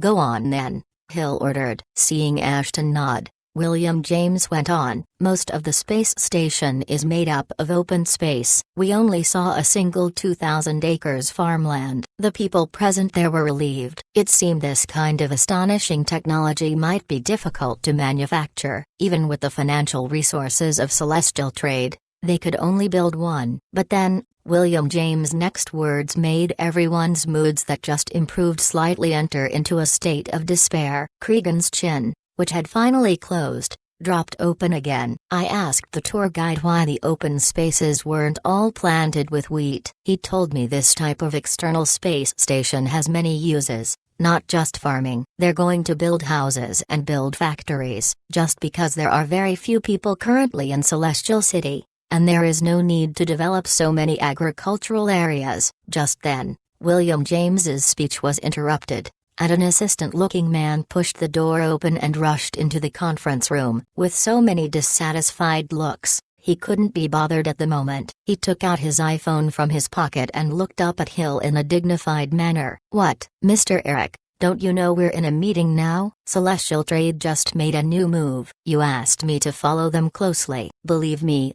I definitely didn't mean to interrupt the meeting. Please allow me to take up 3 minutes." The man named Eric clicked on his phone a few times, then presented the phone to Hill. It was a video, and it looked more similar to an edit from a sci-fi movie. Hill frowned. Why did the assistant break into the conference room to show her this Hollywood movie? Ashton glanced at the video and didn't take it seriously at first, but he seemed to have discovered something, and soon, his expression gradually became more interesting. Bolden's expression became blank as soon as he saw the panorama view of the asteroid. For a while, his stiff facial muscles twitched, and he whispered, "This is the Bennu asteroid." "The video doesn't look like special effects." Hill, who was enjoying the video, shouted out as if she had just seen a ghost. "That's impossible." Chapter 947. There is no way to compare. "That's impossible." With a critical attitude, Fred opened a video called Asteroid Mining Record on Celestial Trade's website. His expression gradually turned from disdain to suspicion, then changed from disdain to shock. When he saw 2 robotic arms popping up 2 laser knives like lightsabers, his heart suddenly sank. Then there was the exclamation, "That's impossible." The video continued. The 2 laser knives interlaced, and 2 holes were created without any hindrance. Then the tool turned into a hammer, and the large ore was peeled off from the asteroid. The mechanical hammer smashed on the ore, and at the same time, it slammed on his heart. The technical capabilities of future mining completely shattered his doubts and disdain. He was the editor-in-chief of the New York Times technology editorial. In recent years, he realized that readers seemed to be more and more keen on understanding what Future Group created compared to Apple and Microsoft's product launches. Since NASA's announcement that Celestial Trade had dragged the Bennu asteroid to the Earth-Moon system, he already published dozens of articles in succession and continued to follow the story. Who gave the power to the madman on the other side of the Pacific Ocean to drag a 3 billion TNT equivalent asteroid close to our home? Technology must be limited. Unconstrained technology will only accelerate our destruction. This time it's 3 billion tons of explosives. What about next time? 10 billion tons? God can't save us. We'll become extinct like the dinosaurs after a hard landing of the asteroid. As the editor of the technology editorial, his comments seemed to be largely inappropriate. But as an editor who climbed up the ranks as a reporter, he knew what a journalist should say. The seriousness and rigor of the news? No. That was the old tradition of the last century. News without hype and sensation has no future. Therefore, he chose to oppose mainstream society. At the same time, he also believed he was obliged to stand up and remind the citizens who were blindly pursuing future technology. They must be sensible in dealing with the more and more arrogant man. Because of his critical words and controversial speeches, he was even invited as a guest on famous talk shows and appeared on TV as the editor-in-chief. On his computer, a document criticizing celestial trade dragging the asteroid to the Earth-Moon system was already edited, and it could be published after his return. In order to create this piece, he traveled almost to all the colleges and universities in the country. He even flew to Massachusetts to see astronomical experts who taught at Harvard University to prove that mining on the Bennu asteroid was impractical and dangerous. He was very confident about this report, because a professor at Harvard University assured him that even the most advanced technology in the world could only bring back a few mineral samples from the Bennu asteroid at best. The ore transported back and forth from 400,000 kilometers away would have a fuel consumption cost several times higher than the value of the collected ores. It turned out this professor had been in the laboratory for too long and couldn't keep up with the times. The video released by Celestial Trade slapped Fred's face so hard that he became numb. Impossible? Celestial Trade told him with actual footage that impossible was nothing. He speechlessly closed the video and rubbed his sore eyebrows. Fouquet, what have I done in the past half month? He devoted too much effort on this report. However, if it was published, it would be like putting his face forward and asking people to slap it again. But if he just gave up? In the end, he made a decision to abandon the report, but the moment he hit delete, he felt like his heart started to bleed. Shangjing, in the Space Technology Laboratory of the National Science and Technology University, an old gray-haired professor was staring at the images on the computer's screen meticulously. Standing behind him was an old man standing straight with a serious expression, and a middle-aged man with a square face. The old man's name was Liu Zishan, an academician of the Hua Academy of Sciences. He had just returned from Koro Island. After 2 or 3 days of rest, the old leader came to see him and gave him a video file. The video was the operation video of the latest Stingray P1. The country was very interested in the engine used by the Stingray P1 and the laser knife used to cut the ore, so they came to see him as the most prestigious expert in the aerospace field. They hoped he could carefully look at it and see if he could gain some clues from the video. After repeatedly watching the video a dozen times, Academician Liu sighed and closed the video after the 20th time. The middle-aged man standing behind him rushed to ask, "What do you think?" Academician Liu, "Did you find out anything?" Liu Zishan glanced at him, picked up the teacup, soothed his throat, and began to speak without hesitation. "If my guesses aren't wrong, their engine uses electric propulsion technology." The middle-aged man was slightly moved. He was about to say something, but Academician Liu slowly spoke before he get a word in. "I know what you want to say. You want to say this is impossible. Electric rockets are less than an order of magnitude less powerful than chemical rockets in terms of thrust. But I want to tell you now that the specific impulse of the electromagnetic propulsion system is much higher than that of the chemical fuel propulsion system. With the electromagnetic acceleration principle, it's theoretically possible to obtain a velocity that's 1 to 2 orders of magnitude higher than when using chemical fuel. I don't know what future spacecraft will look like, but I'm sure that future spacecraft won't be tied with fuel tanks, wasting a lot of valuable fuel on the fuel itself. The impossible thing you want to say is just something that can't be done with our technology." Academician Liu's words made the middle-aged man speechless. As the head of the Hua Aerospace Science and Technology Group, only the old man who designed the Shenzhou series rockets dared to talk to him like this. and he couldn't argue back, although his administrative level was much higher than his, on the importance of this country. 10 of him wasn't comparable to an academician with real knowledge. The old man who had been standing there without saying a word slowly spoke. What about the laser knife that can cut minerals? That's not a laser knife.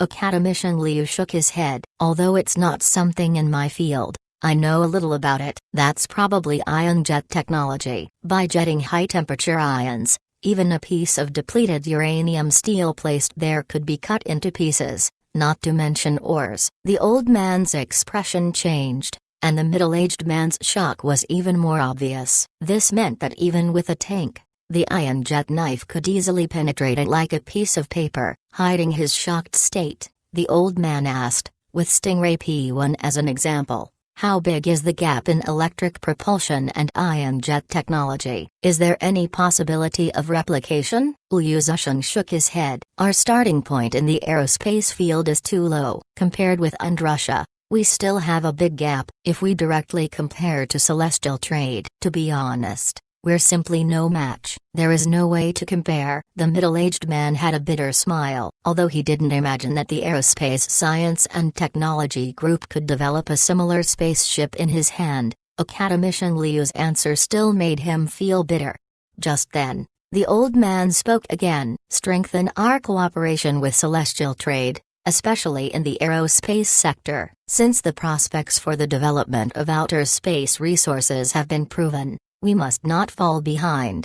When the old man said this, he was looking at the middle-aged man.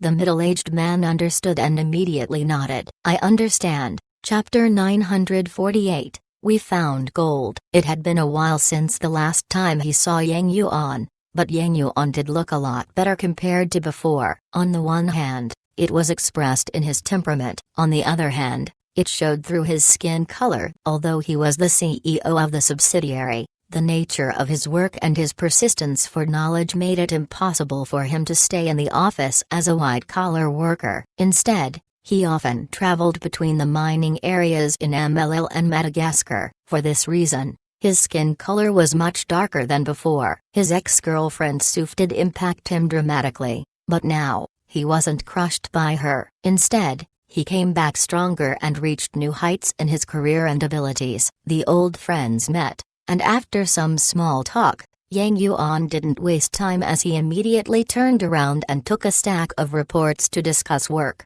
The results of the analysis on the ore samples have come out. The results are quite amazing. In addition to iron and silicious, we also discovered a surprisingly large amount of titanium in the asteroid core, and the quality is astonishingly high. We found a treasure. Mining and refining must be done by our department. We have the equipment and technology. The specific data is here. You should see it yourself. Yang Yuan was ecstatic when he was explaining. He waved his fist in the air with excitement. Zhang Chen could clearly feel that his current mood was even more excited than when Zhang Chen handed over the exclusive mining rights of MLL Island minerals to him.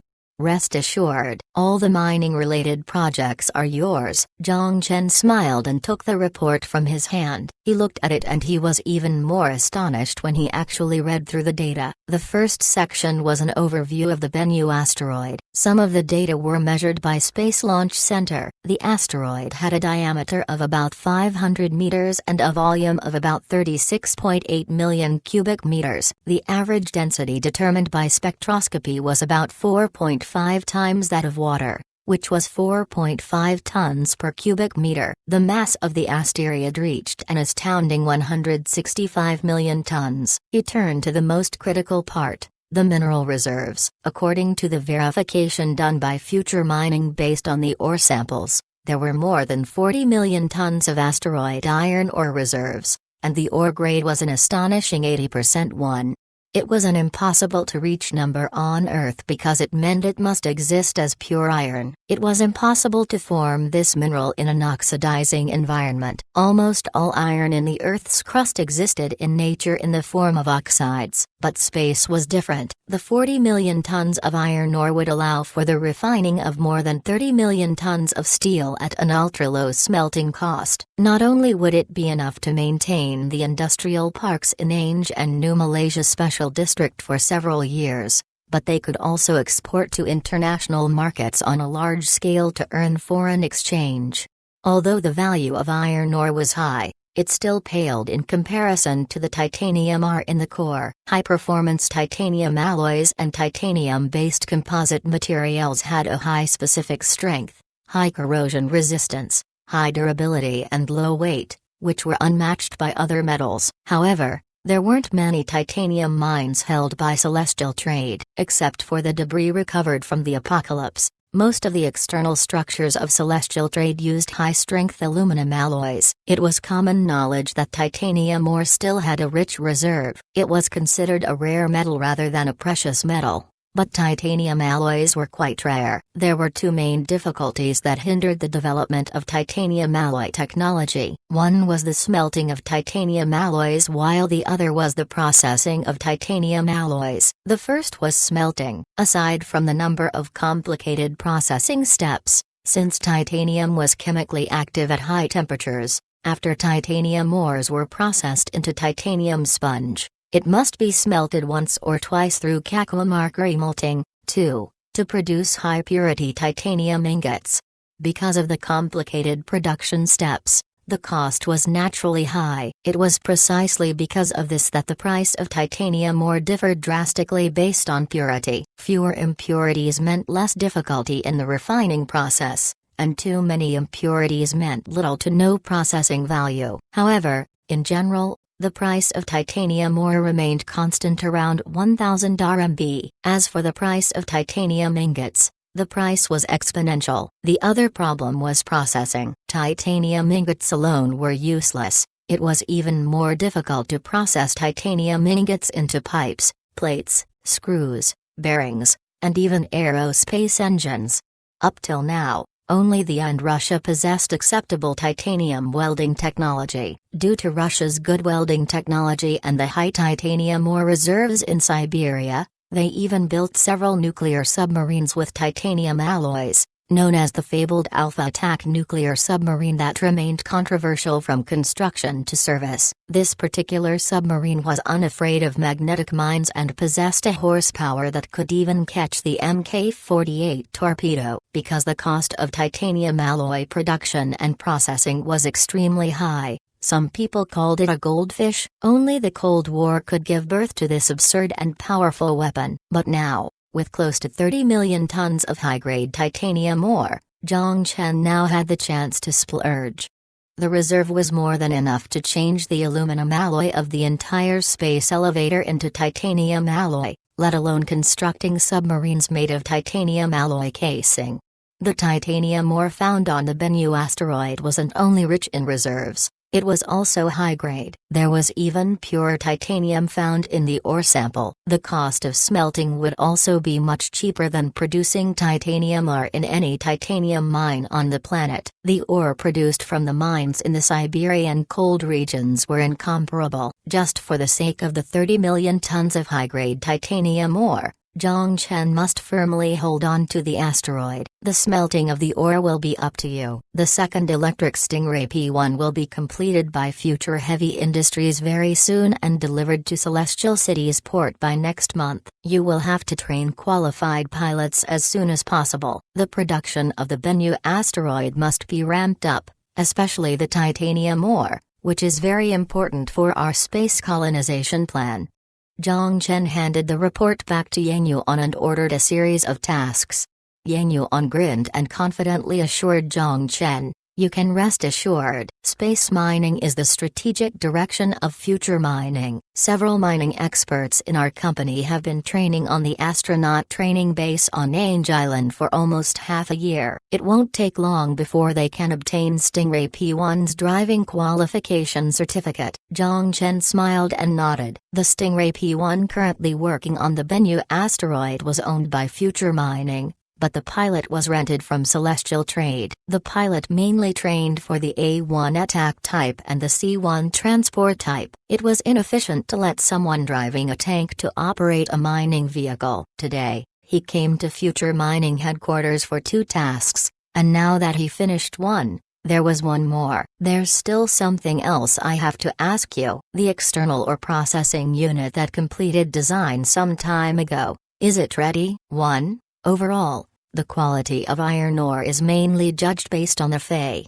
iron content. More specifically, ores with Fe contents above 65% are regarded as high-grade ores. Source: AJB Mwangzi, 2012. 2. Vacuum arc remelting, VAR, is a secondary melting process for production of metal ingots with elevated chemical and mechanical homogeneity for highly demanding applications. Certain metals and alloys, such as T, cannot be melted in open-air furnaces. Source: Wikipedia, Chapter 949, Ore Processing Unit. There were many advantages to refining in space, especially for minerals mined from space. Transporting the unprocessed ore to the surface through the space elevator meant transporting the useless slag back. The price of untreated ore wasn't high in itself, and including the transportation cost of the space elevator, it would be difficult to be price competitive in the international market. Although the cost of transporting through the space elevator was low, it was still a cost. Future Mining owned a smeltery for the process of treating ores, and there was no need to profit from selling unprocessed ore. Only processing ore into finished steel products could maximize profits. What's more, there was no need to worry about pollution in space. The non-toxic waste slag would be burned directly by being tossed into the atmosphere, which would be much more environmentally friendly compared to the garbage disposal stations that destroyed the molecular structure of materials at ultra-high temperatures. The toxic waste would be compacted into containers then tossed to Mercury with a rocket. In addition, the vacuum environment would make it extremely easy to smelt alloys such as titanium alloys that were chemically active at high temperatures, far more easily than at surface conditions. Therefore, Zhongchen provided Yang Yuan with the interface, specifications, and dimensions of Celestial City's external space station last year, asking him to delegate Future Mining's research department to design an ore processing unit that could be attached to Celestial City. Yang Yuan didn't let down his hopes and soon took Zhongchen to Future Mining's lab. In the center of the laboratory warehouse, there was a machine with a volume of about 4 large containers. People were like ants next to an eraser. The shape of the square was very similar to the movable complex common on construction sites, but it was magnified several magnitudes higher. Of course, it wasn't a movable complex but an attachable module of the space station. At one end of the space station, there was a protruding interface with dimensions of 6 by 4 meters, which could be connected to the outer rail of celestial trade as a channel for material and energy exchange. The ore fed into the space station through the freight passage would then be processed by special smelting equipment to produce the finished ingot. On the side of the space station module was printed the logo of Future Heavy Industries and Future Mining, as well as a symbol with Fe circled. This ore processing unit is a prototype we requested from Future Heavy Industries. The drawings were designed by us and made through 3D printing technology by them. It can be used to smelt a variety of iron ores. The daily processing efficiency can reach up to 12,000 tons with an annual steel output of over 3 million tons. Yang Yuan was full of enthusiasm when he said that, with a highly automated design, a workshop only required 4 workers to complete production, using the electric smelting technology of the next era to replace the traditional steelmaking process. The recyclable carbon fixing technology could maximize the utilization efficiency of each kilogram of coal and could produce hundreds of kinds of high-quality carbon steel, tool steel, and high-strength grade steel.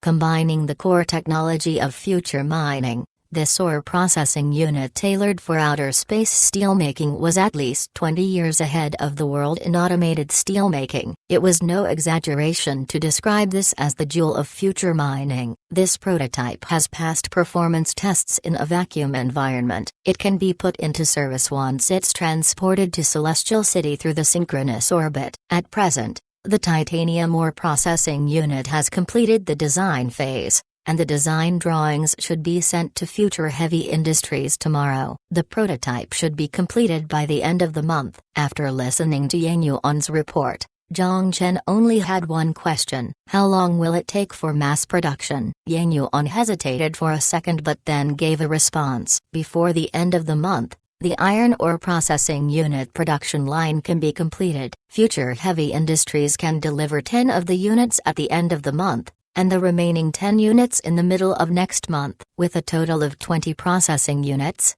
our annual output can reach more than 30 million tons. As for the titanium ore unit, we have to wait for our drawings to be delivered and reviewed by the engineers from Future Heavy Industries before the design of the production line can start.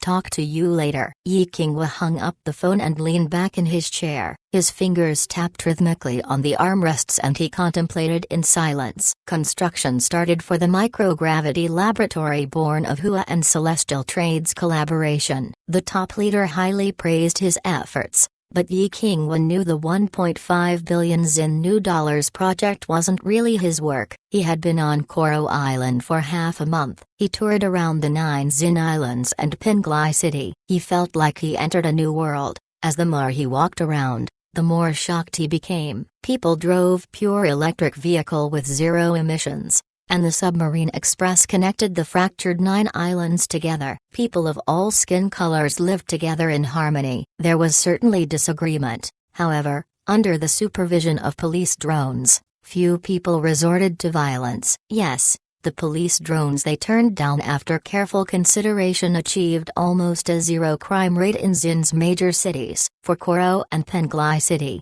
the old man was most impressed that drones had become part of an integral culture of this country. They were the helpers of the police force. They replaced firemen in rushing into fires. They sent packages from the logistics center to buyers' homes within 1 hour. Efficiency was everything in the city, but efficiency didn't dictate everyone's lives. This country never seemed to lack imagination, and everything there was filled with the kind of imagination that only existed in science fiction. They built a city at sea, created a farmland at the bottom of the ocean, created a track connecting heaven and earth, and had a space station larger than a city. Yi Qinghua didn't know what they would create next, because the imagination was never limited by boundaries. He just silently took out his notebook and recorded everything about the city for reference, like when he visited the in the 1980s. The old man, leaning against the chair, sighed. He took out a slightly damaged notebook with a leather cover.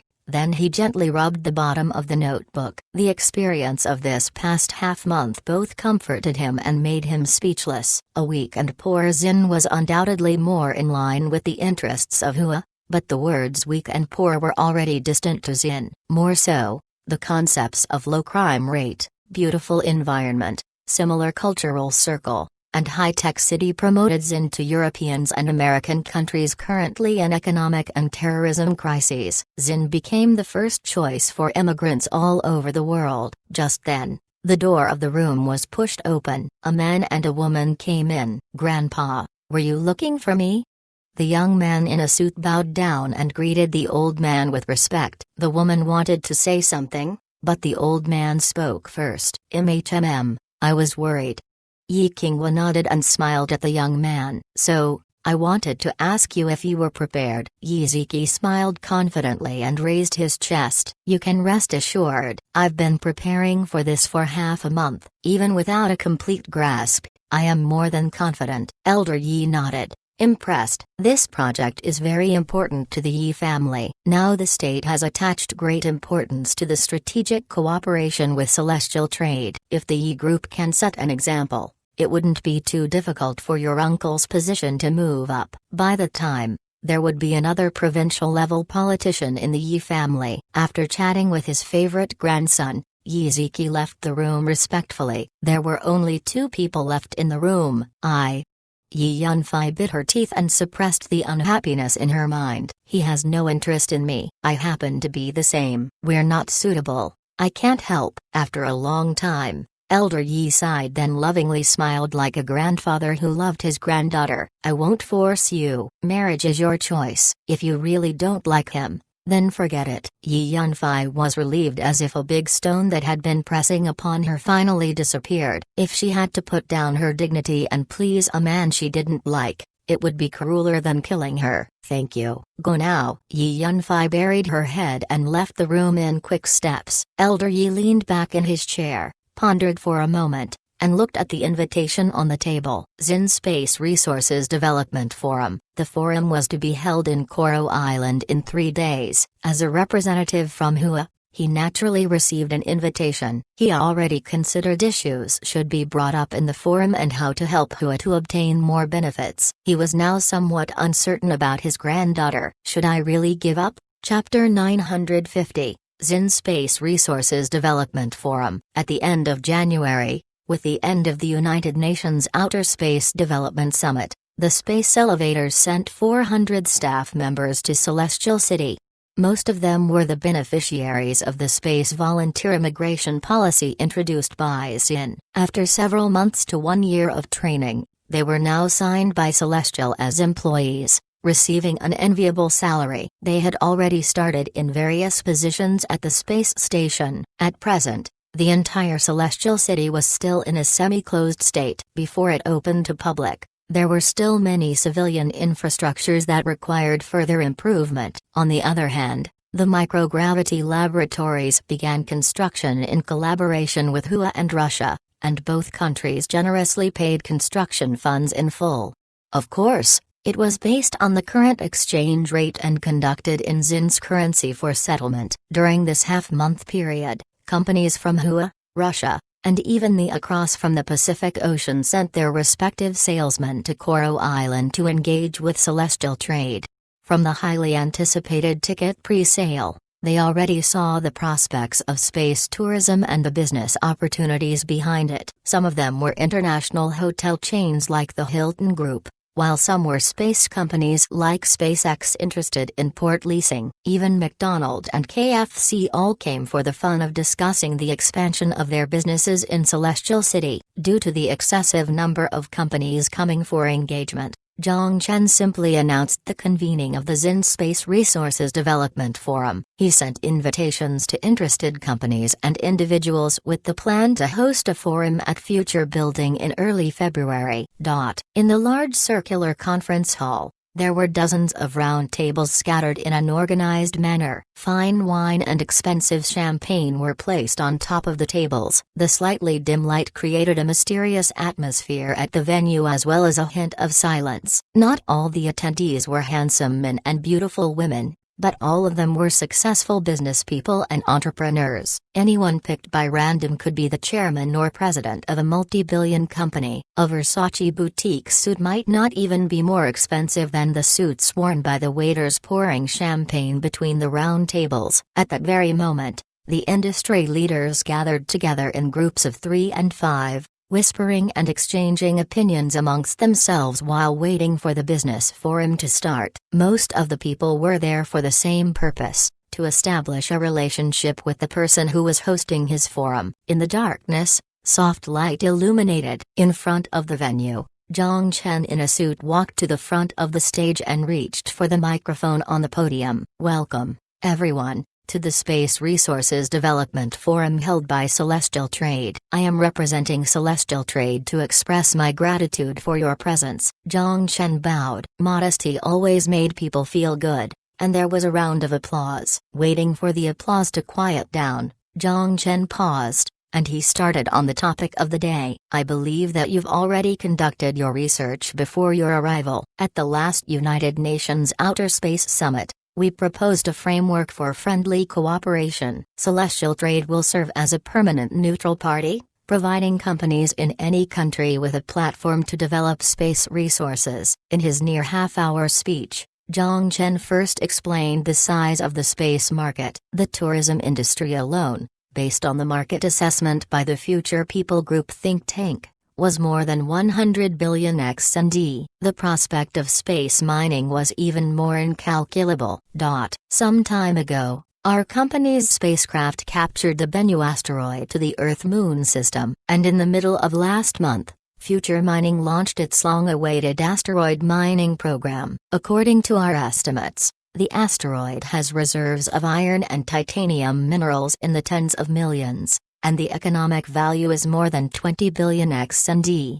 When Zhang Chen spat out the figures, He could clearly feel that everyone in the venue was holding their breaths. Just an asteroid with a diameter of 500 meters had a value of more than 20 billion, not to mention in the solar system, but there were countless asteroids in the vicinity of the Earth-Moon system. Now, in the eyes of these capitalists, those asteroids were no longer asteroids, but flying treasures. Many people secretly took out their phones and texted their assistants. What Zhang Chen didn't know was that because of his words, on Wall Street, which was tens of thousands of kilometers away, stock prices of space companies with space mining expectations like SpaceX all soared.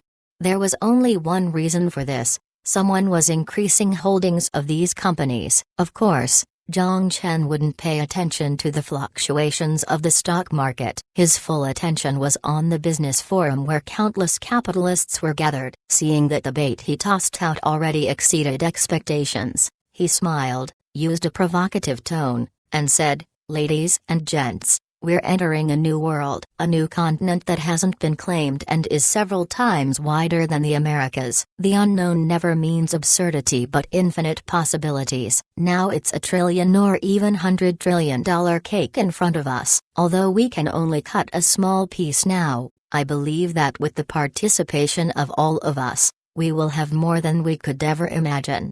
When the enthusiasm of all investors was ignited, Zhang Chen naturally introduced the specifics of cooperation. In addition to the projects such as port leasing, warehouse leasing, space station development, and space elevator transportation, Zhang Chen also tossed a large piece of cake in front of everyone. It was the leasing of the 6x4 space station interface. Other than some special space stations, the space station of Celestial used an interface of 6 meters in length and 4 meters in width. According to the size specifications of Celestial Trade's external connection, any company could design its own space station to meet its own business needs, as long as the company reported to the Celestial City Management Committee, which was responsible for the operation and maintenance. The drawings and prototypes must be sent for safety monitoring and qualification certification. Then the space station could be attached to the interface and begin operations in Celestial City. The ore processing unit designed by Future Mining was based on this rule. Celestial Trade had more than 10,000 interfaces divided between the gravity section,